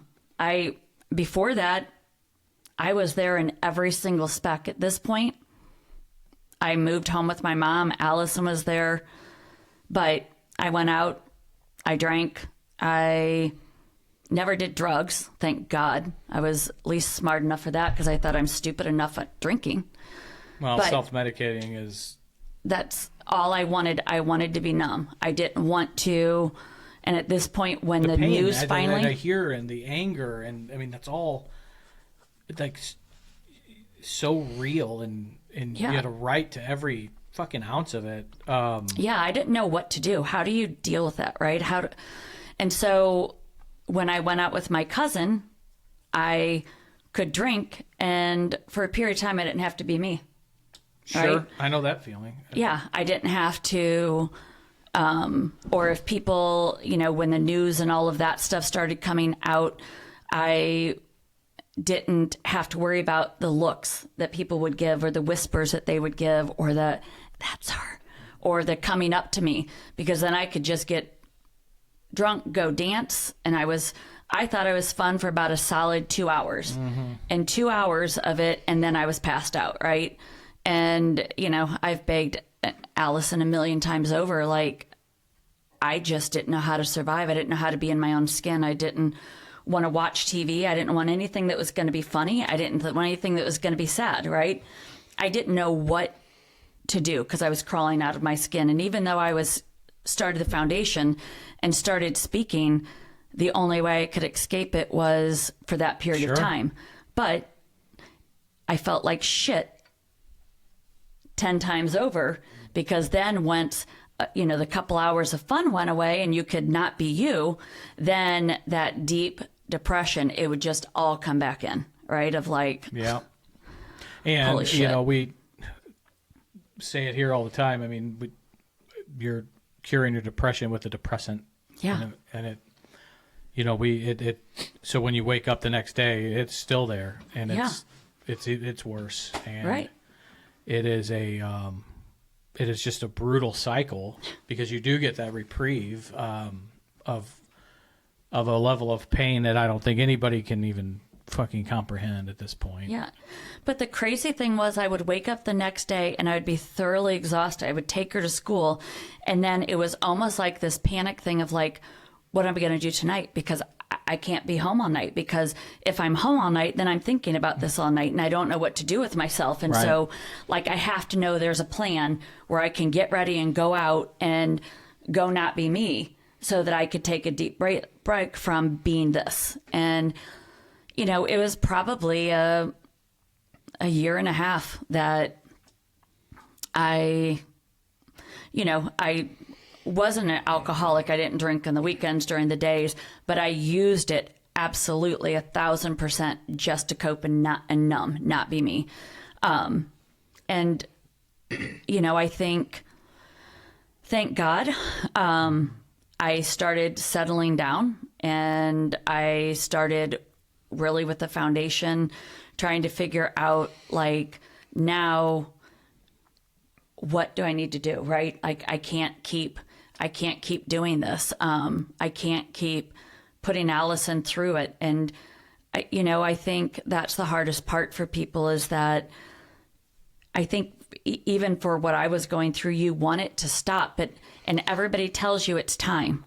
It takes time. Take a deep breath. But when your entire body is like crawling, right? And you're like, I don't know if I can survive another minute. I don't know how to do this. Like, I just need it to stop. I was always searching to get it to stop, or just, I prayed to go to sleep. Just let me go to sleep. And please let me sleep so I don't have to think about it for a while, and right? And one night, no nightmares. And right. It's unspeakable, that level of pain. I can't imagine it now. The only thing I can relate to is to drowning yourself away. I've been there. Jacob's been there. It's, why we're here today at IRC, but the self-medicating is now, you see it started for me at a young age, and I didn't hear any, but that's another level. What Megan, getting bullied, kids are turning to, because if they get their hands on a bottle of alcohol in 6th, 7th grade, and like, oh, my pain's gone away for a minute, and next thing you know, they're hooked, and and there's a lot of kids that are getting experimented with drugs at a young age because it makes them temporarily feel better. Right. And that's the fitting scariest in part. And doing the cool things and being a part of that, but it usually is that pain of like not feeling like you fit in anywhere, right? Sure. And I think, for me, thank God, I really started to slow down, and I met my husband now, who Derek always swears he saved my life. But it was finally to a point of where we moved into a townhouse, and I started really focusing on the foundation. Sure. And, trying to figure out what that so-called life was, but I was still trying to figure out our foundation, and our foundation's main mission is to support and inspire actions to end bullying, cyberbullying, and suicide. And, from back then when it started until where it's grown today, the message is still the same, right? We're trying to get parents and students and educators and everybody to understand bullying is not just a rite of passage, right? It's not just, the big blatant things. These are patterns that happen over time, and it can be really hard. We try to educate them on cyberbullying, and then, of course, the mental health piece of getting help and talking to people and about suicidal ideation. But the biggest piece is empathy, like this ounce of empathy of thinking, what if I was in their shoes, what would I need? If somebody I cared about was going through this, what would they need? And so our presentations and the work that we do, it's trying to save one life at a time, right? Sure. And so now I don't even drink anymore. I don't Good drink. for you, Tina. Yeah, I mean, maybe I would socially have a drink here and there, but I don't. Yeah, I don't. It does nothing for me. A couple things that I think of in this turning point that you had is from the anger and the vengeance that you had, and it's somehow, some way realizing that they were like big ankle weights on you and not allowing you to progress and grieve, and that is, was it a one thing? Was it just was it the trial and being done and saying we got to focus on Tina and move and Megan, and that seems like if this, have they made a movie about this yet? Yeah, we've done, ABC Family did a movie called Cyberbullying, not on actually Megan's story, but we did Web of Lies, Discovery ID. And so, yeah, we've done different things, and we're in talks right now with somebody in the UK, but Hulu or ABC, Sure. or I don't know, they're talking about different things now, but I mean, the whole reason of doing those is you don't get paid money, right? It's not like, no. oh, you get paid all this money, right, to do it. ABC, the one we did when they did cyberbully. But the other ones, you do it because it's the awareness, right? Yeah, amen. It's right. getting the word out there. That's the whole purpose of it. But, you know, I think for me, it was, we went and I wanted to get laws changed, and this whole world blew up where we had satellite trucks out our house. They were, I mean, they followed you everywhere, did everything, and we're going through all of these things, and we go through the trial, and I'm flying back and forth, and it's like you're on autopilot, right? And then we go to that trial, and you're hopeful, but then they always cautioned and said, listen, this is a long shot. This is really about awareness to get this out here. And I knew when they were doing sentencing, I knew that they were not going to charge her. And I knew at that point in time, like I was divorced at the time. We were not getting along well. He was really struggling with it. And he didn't want a part of the foundation. He didn't want it. He couldn't talk about Megan. It was just too much for him. And I thought, I can't stay here anymore. Like, this is so heavy. I've got to focus on this part. Like, I can't. And so for me, it was like in that courtroom, knowing, okay, this is it. I'm done, and moving on. And it. Well, if they did a movie about Tina Meier, that the reason I brought it up is because that seems like your turning point to put some really hard things to bed and make a conscious decision, which is fucking superhero stuff. I don't think I could ever. But to put to bed as much as you can what was just holding you back from grieving, and I mean, the anger is never our best, right? Like emotion. We have a right to it, but to stay there in a prolonged time is not good for you. Right. So like that turning point for you, and now to do such great work, and Megan's spirit lives on through the foundation, and you know, we always say if it helps one person, it's worth it. Well, we know that you're add a bunch of zeros to that. So I hope. I really do. I just the courage and is in awe of it. You guys founded this, so can you repeat the mission again of the Megan Meier Foundation? Sure. So it's to support and inspire actions to end bullying, cyberbullying, and suicide. But we do presentations, but the really other cool part is because then kids understand when they hear first, stories from people who have lived experiences, right? They hear it from parents all the time. They hear it from teachers, which is great, but it's lived experience because then they connect to it. Right. And once you do that, then you can step over that line of like talking to them about what do you need and where to go and who to talk to. And I think, we offer free counseling, which has been one of the coolest parts. Yeah, that's really cool. Huge. We started that in 2016, and now we offer free counseling like over 2,000 hours a year.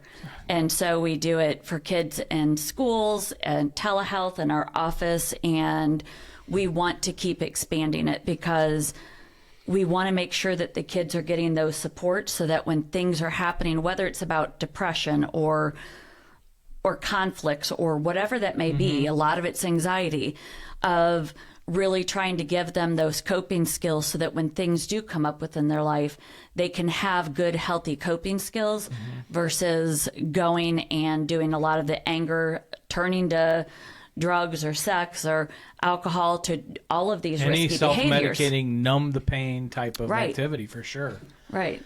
That is so, and it's such a young, like at a pivotal age, where you had said, it sticks out, the 6th grade spring, and it's like, shit, they're still babies, but that's so pivotal. We did just Sunday, it's kind of I always joke I need a segue, but we're I'm a member of our church safety team. And we had, the guy that leads it is a real good buddy of mine, is a 2 decorated, war hero, Army Ranger, and nicest guy in the world. But we had a 25-page PowerPoint for the team and the kids volunteers, and we're a pretty small church, and Clayton in the basement. But he said that with, the 1.001% chance, or the worst of the worst, is an active shooter situation. And it's probably way higher than that. I mean, it's insane. But he said that they've gone in there's businesses that have come up for security at schools, especially in churches, and how do we stop this stuff? And they did this nationwide poll of educators, I think therapists, first responders, police officers, and military. And overwhelmingly, the number one cause of things like that is bullying. Yeah. And it really, everybody, it was the number one cause of somebody, and then there's a progression of ideation to follow through. Right. And it is so prevalent today. It's brutal. I always say that teenage girls are ruthless on each other. Beyond even, I think, traditionally, just the boys usually fight each other and it's over with. But right. But it's even bad there now. And especially with the cyber stuff, it is horrible. And to the points that you made on, they're like these death by paper cuts. Yeah. If you've heard that, it's all these little nicks of bullying that's hard to see. It's impossible to police, regulate. It reminds me of when a couple weeks ago Christina was on and talking about being sex trafficked. We all think we're going to see it. We're never going to let that happen under our watch. Right. And it happens right in front of our face all the time because it's way fucking more complicated than just, than we ever could imagine. And when you're in it, you're in it. And right.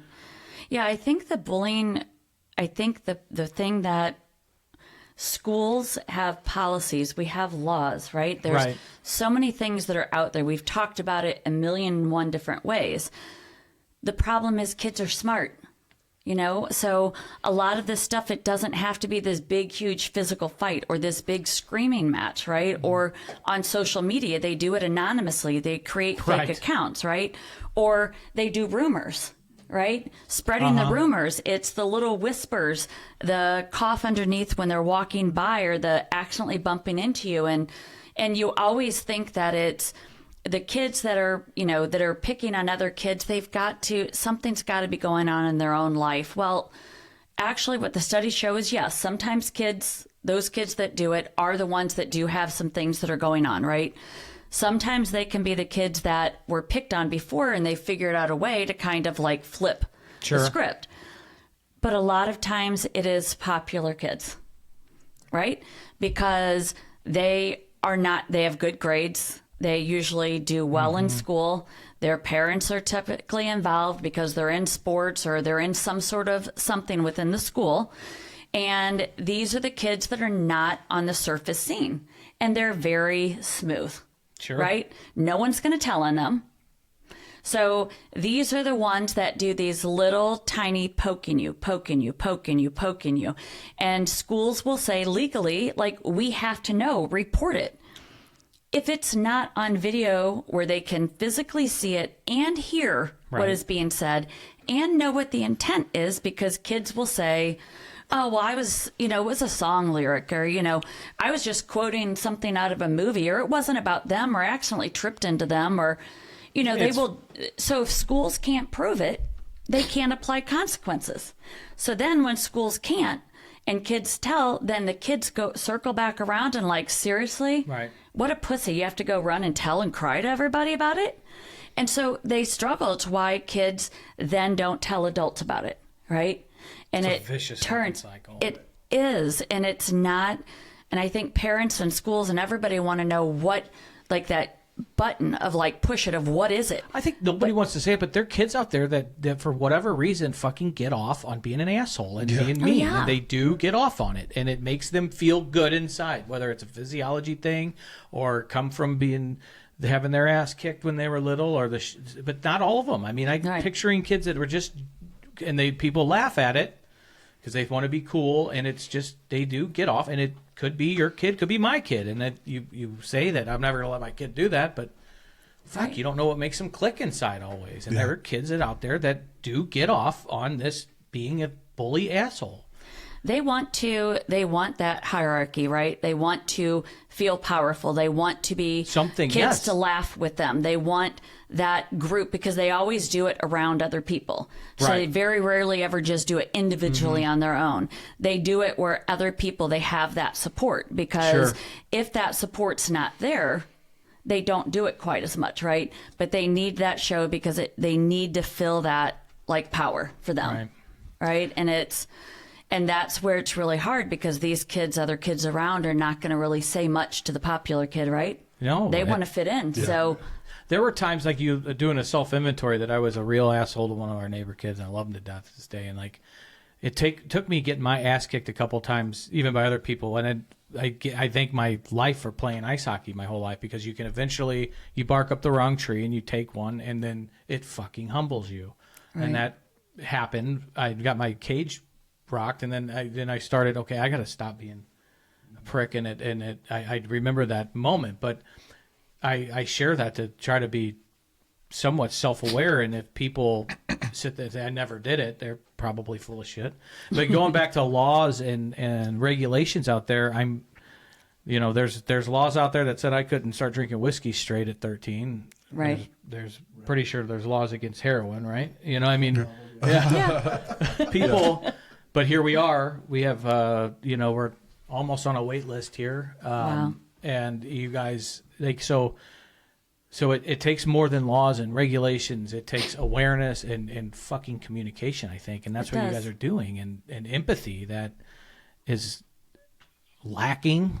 Don't get off on your soapbox there. And then when the world, empathy is a life-saving gift you can give someone, I think, and not even know it.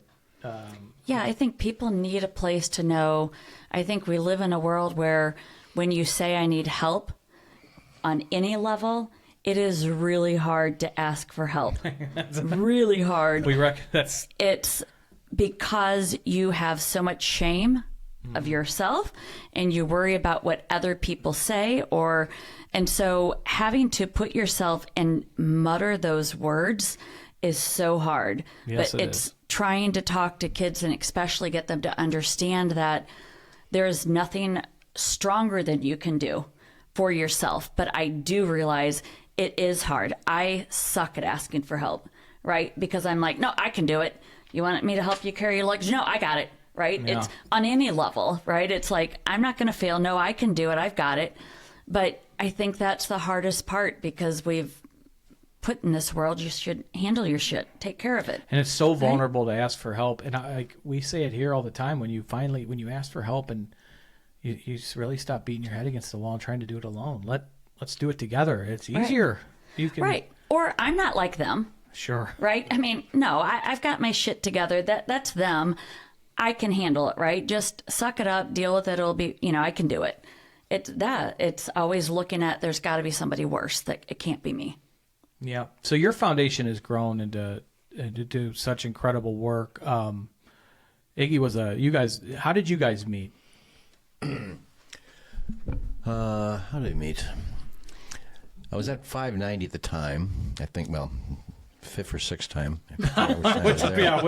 Which run? Yeah. And I can't remember her name, but there's a lady from the junior league. Okay. They had just started a anti-bullying program, and I guess they needed somebody from the media that, would be a spokesperson, get the word out. And I said, sure, whatever help you need. They invited me to a meeting they had that night in an auditorium, and I sat in the back, and Sidney Wilhelm spoke. Oh, yeah. And I sat back there, and I cried like a baby.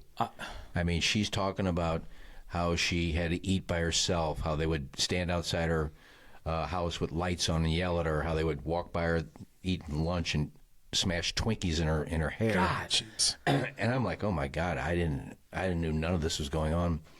So I said, yeah, whatever I can do to help. I gave Sydney a hug. I said, thank you for sharing that. I said, you made me cry back there, but anything I can do for you guys, let me know. If I can get the word out, you need me to come with you guys or whatever.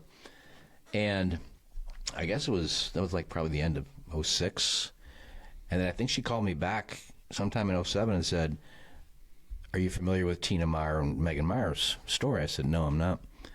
And she said, Tina's starting this foundation in Megan's honor. She committed suicide. She's looking for board members. I think you'd be perfect for it. So that's when you and I talked, and I got done talking to you, and I said, hey, when do I start? I mean, how can I not be part of this? That's it. I've been part of it. I mean, you heard her story. How can I mean, not it's be like, part of it? right. I'm just, you know, I can't wait to hear how to help more. When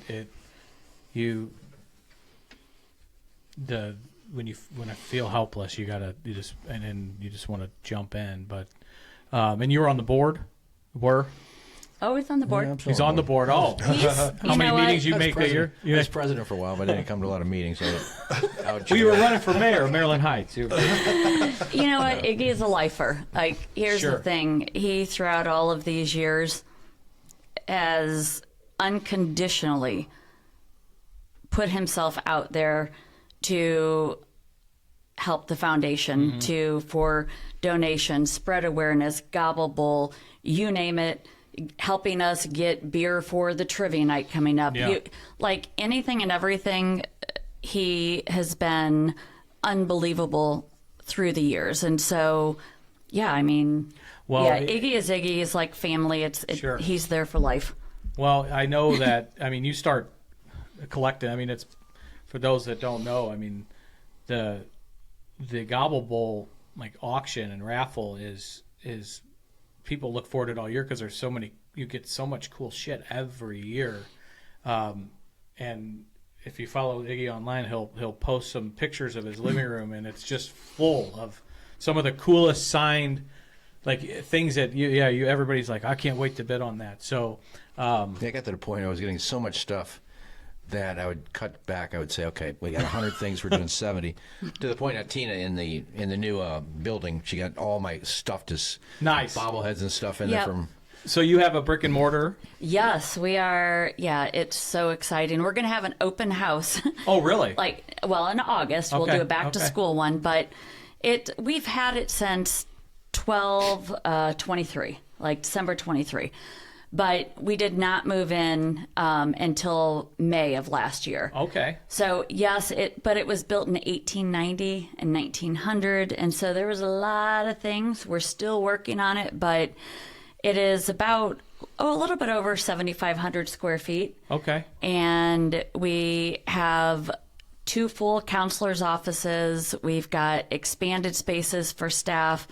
We have a big art room where kids can do art. We've got an area where they can play games and do different things. We've got a big area for our conference tables, so meetings with families or board meetings Sure. or training.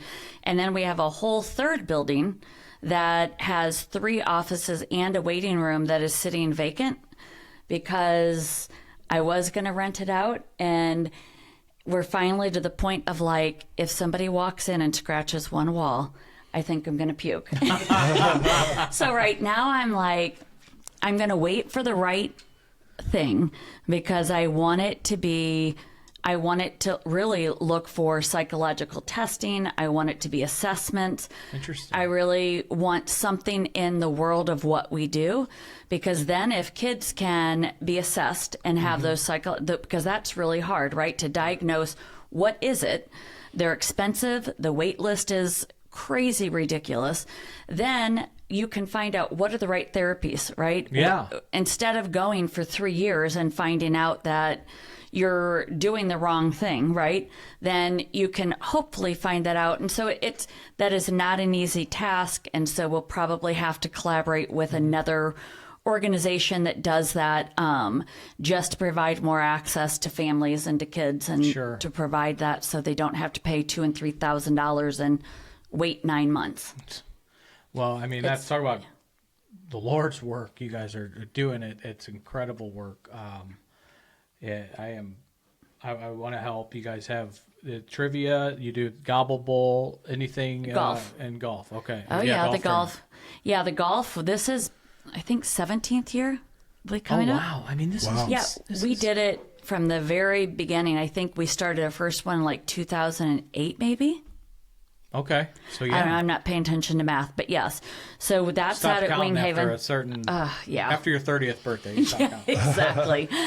But that is phenomenal. It's usually sold out every year. It's It's really good out at Winghaven. And then we have the Gobble Bowl with Iggy every year. And then the trivia night.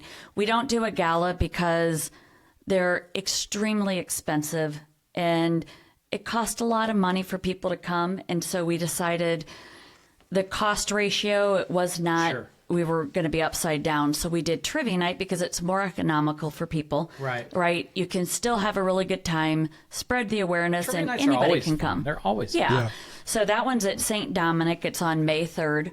Okay. And it's a Saturday. It's $25 a person. So we have beer and soda and waters. We want to get a There. table if it's not sold out. Yep. We'll figure Nope. something out. We'll you talk. are. We can talk It's about on my that. it's on my Facebook page. Okay. Just Yeah. click on it and go down to reserve a table, sponsor, all the stuff's on there. Yeah. My cousins, they own Olive and Oak and like to help with with the auction, and they've lost a child. Yeah, they're great people. What they do over there too. And I always hear, and I hear it in your story that with the foundation, like, and when Jen, my cousin's wife, who, when Ollie, they had to take him off life support, he was 13 months old.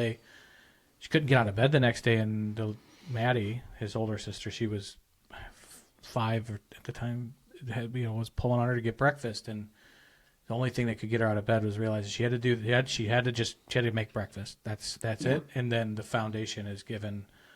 It's been so life-giving, and it keeps Ollie's, heart still beating. And I just feel the same thing in my bones for what you're doing with the Megan Meier Foundation. And I'm so grateful for you being. I mean, this is such a vulnerable, hard story. I know, even more than the recovery stuff, this is going to resonate with. And it's they're so intertwined. People want to escape from the hard shit they're going through. And Right.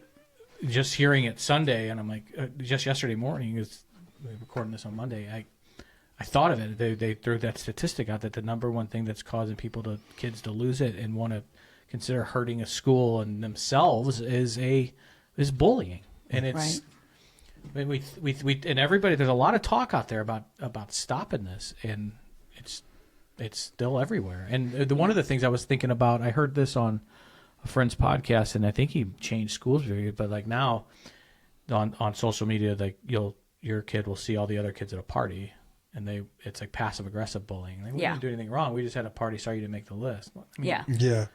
Okay. Yeah. Like, get the fuck out of here. It's horrible. Oh, it happens all the time where I always talk about that. Like, your kid doesn't have to be like cyberbullied, right? They don't have to directly send messages to them, but it's their best friend that's not talking to them anymore. And then they're posting stuff on social media and they're sitting there scrolling and they see it, right? And think about that. Like when you're scrolling and no one's talking to you, you're not getting invited, or they like the boy and they're hanging out with them, right? Or they got this and dad just lost his job and I can't do this anymore, right? So there's all of this stuff that happens, but we want our kids to talk to us. But think about if they said, well, they didn't invite me and they got this and they got that. And, sometimes as parents, you're like, well, stop comparing yourself to other people, right? Don't worry about what they're doing. Right. Well, and it's so hard for kids to be able to express what they're feeling because they're so hurt. And I tell adults, like, stop and think about this. Like, we scroll through and we see, oh, somebody's lost some weight. Great. Somebody just got a promotion. Wonderful. They just celebrated their anniversary. Great. Their kids got into this 4-year college. They're playing sports. Everything's great. And by the 20th, you're like, man, fuck off. Right. Like, I'm so tired of everybody's happy. Everybody's great. I need to lose weight. Like, they got this. They got that. It's like, shit. Right. Yeah. But like to sit there and scroll and you start feeling that, then to say to like your spouse or somebody like, well, she's done this or well, stop being envious of other people. Stop worrying. It sounds so stupid. It goes back to what Megan said to you. How would you do it if they were doing that to you in the lunch line? Right. Like, and it's still like, I will never forget that, because I all the time I'm telling, don't worry about that shit, hang out with other kids. Right. And you can go just the opposite too. just being yourself. And you and I are friends with her, and I've talked to her, and you've talked to her, Lizzie Velasquez. Yeah, she is sweet as can be. Yeah, she was born with, I don't know, different informalities or whatever. Sure. Yeah. And, I mean, people have voted her ugliest woman alive and things like that. And she would take it with a grain of salt, but she'll post pictures. Like she posted one today, said, first time I've had makeup on since Christmas. I feel pretty. And you look at some of the comments, why don't you quit posting this shit? I'm like, come on, man. Yeah.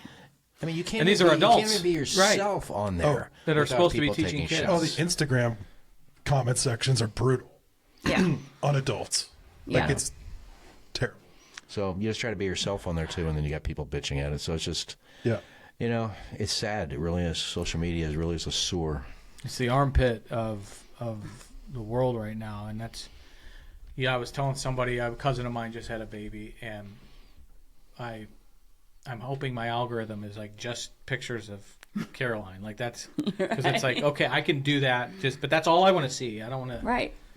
You know, I just heard something that Mel Robbins, some people love her or not, but she said that, and I'm going to try it, that if you go onto your iPhone and you go to grayscale, like gray screen, it turns everything. They did this study where it turns everything to like black and white, and you are on your phone less because you're not getting the same like Sensory light. Yes. Yeah. Oh, no shit. Yeah. All right. And so I'm like, okay, I'm gonna try You it. need that. I'm gonna try it. But here's the thing. I think if there's one thing for parents that are listening, and you know, it's not that we have to all have all the answers, because we don't. Right? They're not going to tell us every single thing, and it's sometimes like if your kid comes to you and says this is happening, instead of like what we always do of I'm going to go to the school, or I'm going to go talk to their parents, or why keep asking me? Or it's saying to them, like letting them speak, like listening, actively listening, right? Not doing 5 million other things, but actively listen to them and then say, repeat it. It's called validating. Validate their feelings, not their behaviors and their actions, but I'm sorry you really feel this way. That has to be hard. And how can I help you? Sure. What can we do, right? Is there something I can do to help you? Because then when, instead of it being like us taking control, kids always say like, my parents act crazy and psychotic because they all of a sudden get upset and they scream and yell and, right? Yeah, that hits home. It is cool. They worry about parents. They try to protect us too when we don't think they do. They do pay attention. Absolutely. They don't want mom mad or sad or dad. And so it's, when you do that, then they're more calm. They know that you've actually listened to them. You've heard what they said. You've validated it. And now it can be a thing of, hey, how can we work on this? Is there something I can do? Like, what are some thoughts of how could you respond, right? And instead of in a certain way of just ignoring them, because that's not an option. Yeah. Right? And so it's those things that we can do. It's just helping parents, teaching, learning about it all. One of the most annoying things is when they come on have an event session with someone and they immediately want to fix it all. Like, no, just fucking listen. Just right now I need a listener. I don't need a fixer, somebody to run and fight. I just, and far too often that's exactly what, anytime Charlie starts talking about something, I'm trying to do just that. I know. And I this do is it a with really my good daughter. reminder. Yeah. I mean,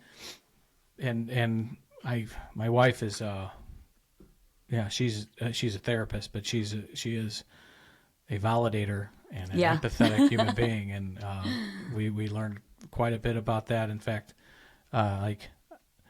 we let it. I don't want to talk about it. My feelings doesn't really fly in our house, but he did say the other day, he's been through a lot, and he was going through something, and I think I might have said this before, but he's in a mood, and Ashley was like, are you feeling, what's this about? And he said, I'm just not in a great mood. I'm not having feelings. And she's like, that's fair. Okay, I'll stop being your therapist for a minute. But oh God, yeah, my daughter, she's 28 now, and I protected her through all the. I was going to be fixing right after all of that, and then through the foundation, it will be, whenever I'll start to see, how are you feeling or whatever, and she'll be like, don't sit there and counsel me, Mom. Like, and I'm like, all right. So they do catch on when you start doing that, and they throw it right back at you. But it does really, they just want to be heard. That's the thing. Kids feel that sometimes they're not heard, and it's well, that's invaluable wisdom, and what a foundation. We'll share websites and your website, some event details. Yeah. And if somebody, I'm sure, is that what you would say? If somebody out there is struggling and they have a kid that's struggling, or a kid that's even the bully, right. Oh yeah, absolutely. They go to your website and know how to contact you guys? They can call. It doesn't make that kid a horrible kid. Sure. It means that their behaviors, right. They have bullying behaviors, right? So if we can flip those and talk about them and see what's going on, there are things that we can do, right, to help them. So yeah, they can call us. We don't charge anything. They can call us. They can come into our office. We can Zoom them. Whatever it needs to be able to support and help them. And we'll give them resources, whether they live in Missouri, whether they live in Illinois, wherever they live, we will help in a way. Are you guys in St. Charles? Is that where your office is? Yeah, okay. That's where it's at. But we travel all over the place. Sure. So, well, the whole country needs. Oh yeah. This. So it's globally. It's everywhere. Yeah. And so I think it's just awareness and education. But this facility and everything that you guys have is phenomenal. Except for the wall here. You know what? You get our decoration. Yeah. We're gonna put up a few things. He was supposed to bring me some pictures, and he. Yeah, I left them inside. I actually got down to Tina's car, the second car I got into. That's funny. And we're driving. I said, I forgot I got 2 pictures I want to bring, because Christina last week said, put something on your walls. Yeah. Yeah. So I had 2 paintings I brought in. I left them there. Well, the good news is... Go on down for coffee at El Duce's or Cafe Dolce, and I'll bring them for you. Well, Jen heard us bitching enough about the decoration, and that was my strategy the whole time, that so she was kind of she's part of the ownership group and works here, and she is responsible for all the decorating here. So so if I complained about it enough, in fact, she was like, "Is that a tablecloth hanging?" I might say that. So, yeah, it is. It He did wonders here. But here's the thing: you don't want everything distracting from what you're doing either, right? So that's kind of a hard balance. It's about the voices and the messages, and I think it's phenomenal. You're giving people a chance again at life, and so I think it's phenomenal. I'm grateful I got to come and see. Well, I'm so that's all. The pleasure's all over here. Where we appreciate you so much, and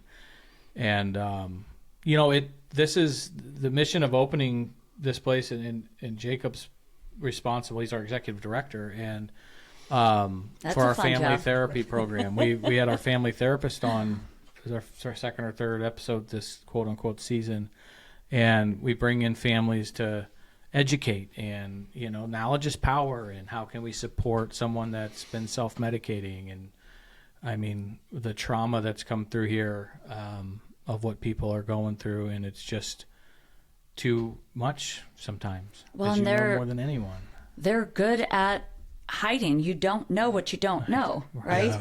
So if you don't have, if you haven't ever gone through that or lived that experience, you just don't know, and they're good at it. And I think giving parents, I think that's the hardest thing, is we want to fix it all, and we can't fix everything for them. We have a couple that comes in that I know really well, that their only child lost the battle to an overdose, and they come in and talk to the parents on Family Day and keep his memory alive by trying to educate, and the same thing. They tried everything, and it just, you can't control everything, and it was a horrible deal. But that's how, and they got a little foundation in his name, but there's so much in here that is adjacent, that going back to the mental health thing. We have a whole clinical team, 2 clinical directors that oversee, because we don't want to just treat the symptoms of addiction. We want to try to get to the bottom of what we're working on, and leave with a plan, an outpatient plan, the group learning is what's critical in this space. So when you were on your way to a grief support group 6 weeks in, I was pretty impressed. Those can be life-saving. Any type of problem you're going through, there's probably a group out there, and we can't recommend them enough because you're not alone, and you're with people. You always say like-minded learning. Right, yeah. That's what I think is great about your foundation is that it's not just like calling a counselor. It's talking to other families and moms and kids that have been through it. Right. And anytime as humans, we have a problem, we think we're the only one. Oh, yeah. So once you hear somebody else that went through the same thing you did, now you listen. And you believe you can get better and there's help for you. So I love that part of it. Yeah, I think sometimes it's so hard too as parents because you feel like you should have all your shit together, right? Always, yeah. And then it's like going to any type of support group. It's kind of like, well, you have the walls up of like, no, I'm not like them, right? Like I can figure this out. I can do it. And it's like, it is hard. Once you get in, you realize it's just, we're all trying to figure this shit out, right? And it's learning from one another and knowing that's the biggest thing is that you're not alone because you do feel so alone in these issues that you're having. So it's, I think, knowing that you're not alone, taking a deep breath, and sometimes you have to have people who understand, because if you don't, family and friends can get really tired of hearing the same thing over and over again, right? You see their eye rolls. Sure. You see the way that they handle, like that they get tired of hearing it. And so it's being in a place where other people are going through that, where you can talk about it and feel like, okay, like I'm not alone. Right. It's hard. life-saving. I mean, those groups are life-saving. And that's a great point, because your echo chamber, and then you think, they make one nonverbal and you think something, and then it turns into a whole thing. So that's that's well, super families and friends avoid and walk away from hard things when you're not the same person that you used to be, right? Or you aren't the fun one, or you aren't doing this anymore. Well, then it's like they a lot of times will turn because they don't know how to deal with it, right? Or they can't see you in that pain. And so they avoid. So you start losing all of these people that you thought were supports, and then you really find out who your core people are, right? It's like when tragedy or things hit, you finally figure it out. And I finally figured it out, and it's all I ever need in my world, right? It's those people are my absolute go-tos always. Yeah. Well, I can't thank you enough for coming on. This has been... Well, thank you. Thank you for having me, and thank you for inviting us. You're a hero. You really are. I don't feel it. I feel like I'm a pain in the ass. I'm not going to give up. That's kind of my thing of like, I have Eminem's lyric taped to my computer that like I refuse. It's not to keep Megan's life alive. It used to be in the beginning, it was, but it's really more of, it's really taking that and it's helping, because I want it to go way beyond my lifetime, right? Yeah, sure. I know where she's at. I feel her. I know all of that. It's really, for me, I refuse to not continue going, because if I refuse to not go, you're not helping another person. You're not helping another family. And that I can't do it. So it's how I breathe. It's a calling now, right? That's what I think it is. Sometimes I look above and I'm like, okay, so this is what you had for me. Okay. But it is worth it. It's on the good days when you can't change the past. On the good days, there's always a reason you go to places, right? So I thank you guys for what you do.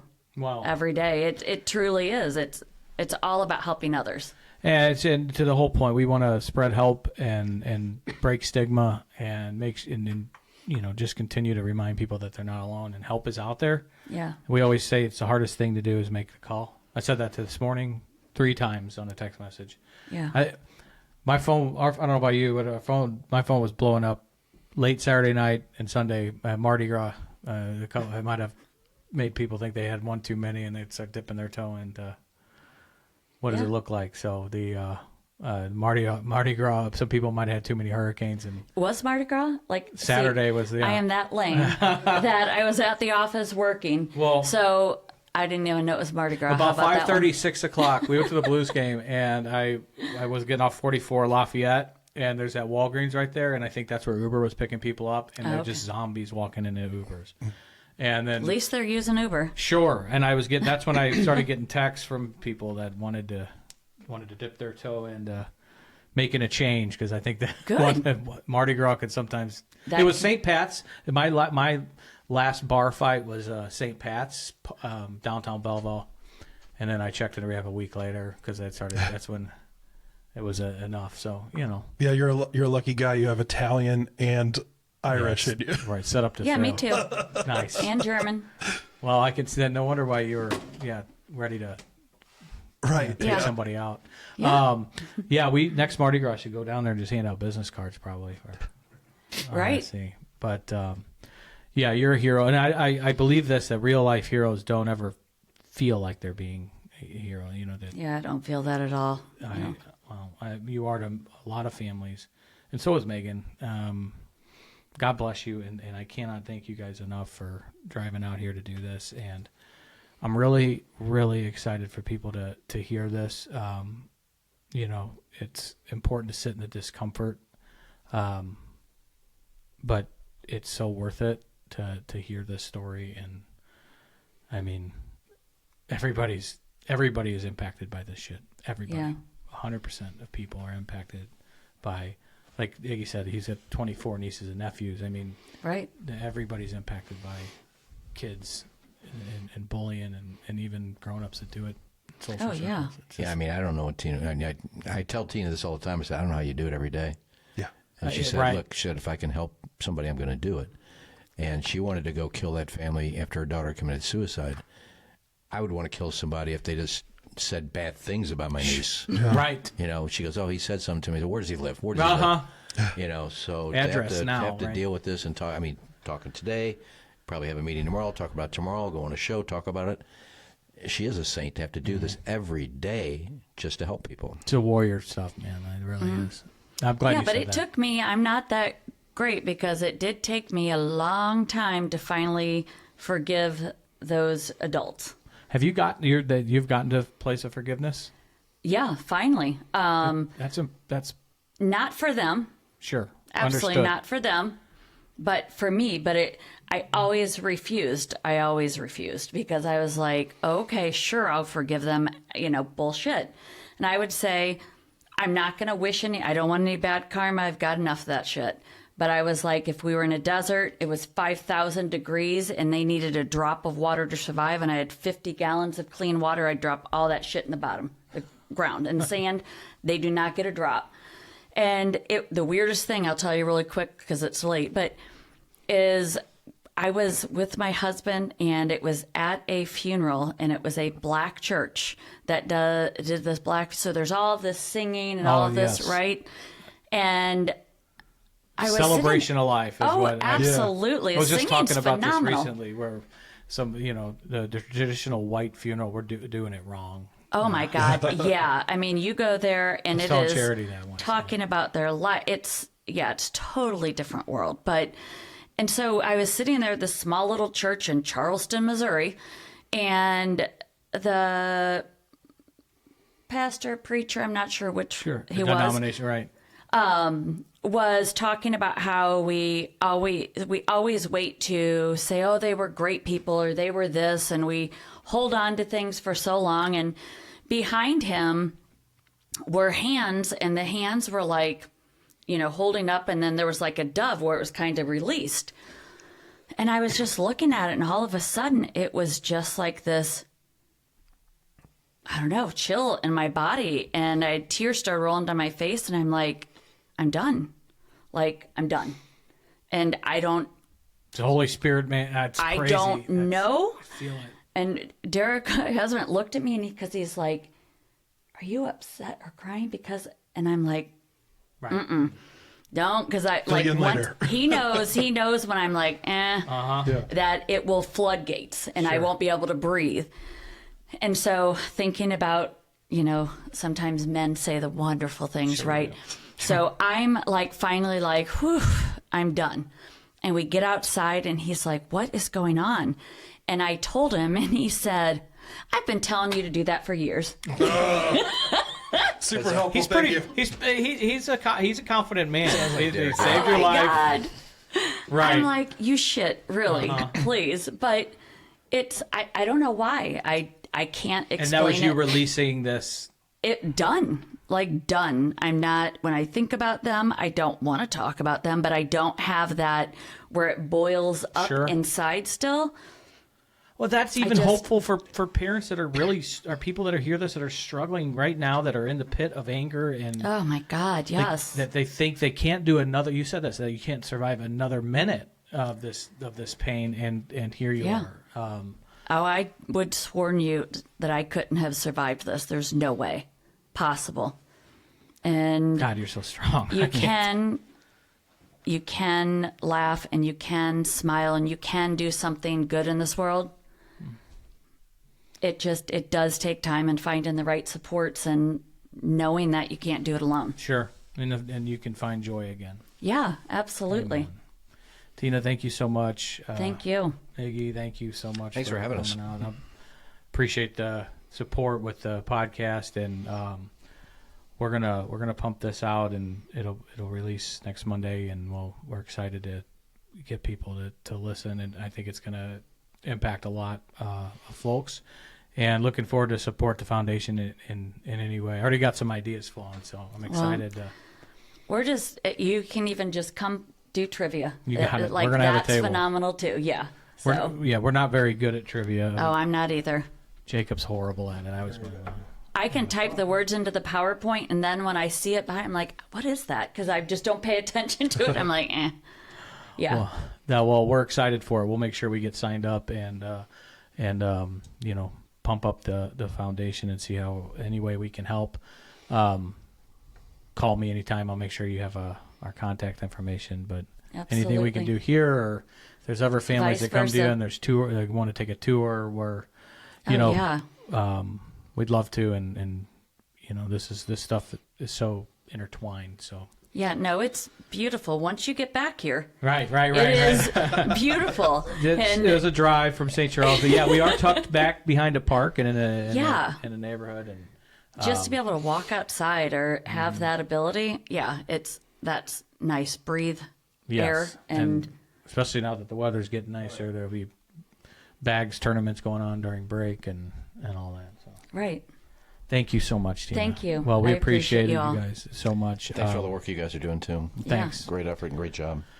Well, appreciate it. It's one day at a time, always, and there's always, I always said this recently, that I was stuck, and it was a trivial, work thing, but it was everything to me at the time, and I was told somebody, I'm like at this crossroad of fear and hope, and when I focus on hope, it leads to the best outcome always. So Thanks for spreading that, and we'll keep on keeping on, and anything you need, don't hesitate. Thanks, Same Tina. for me. All right, guys, thanks a lot for listening, and please support the foundation. It's Megan Meier Foundation.org. Yeah. And Meier is spelled M-E-I-E-R. I-E-R. So I want to make sure that's out there, so yeah.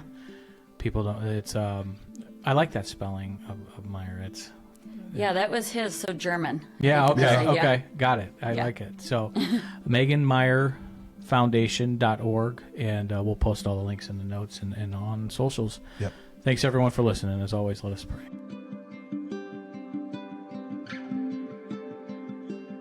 If you're struggling or know someone that is, please have them check out our podcast and reach out to Chris or me. We want to listen, and we're super eager to help. Our music is Anti-Hero by McCall and Gentle Waters by Wild Wonder. For more information, visit pondoffsanonymous.com. Find us on Facebook and Instagram.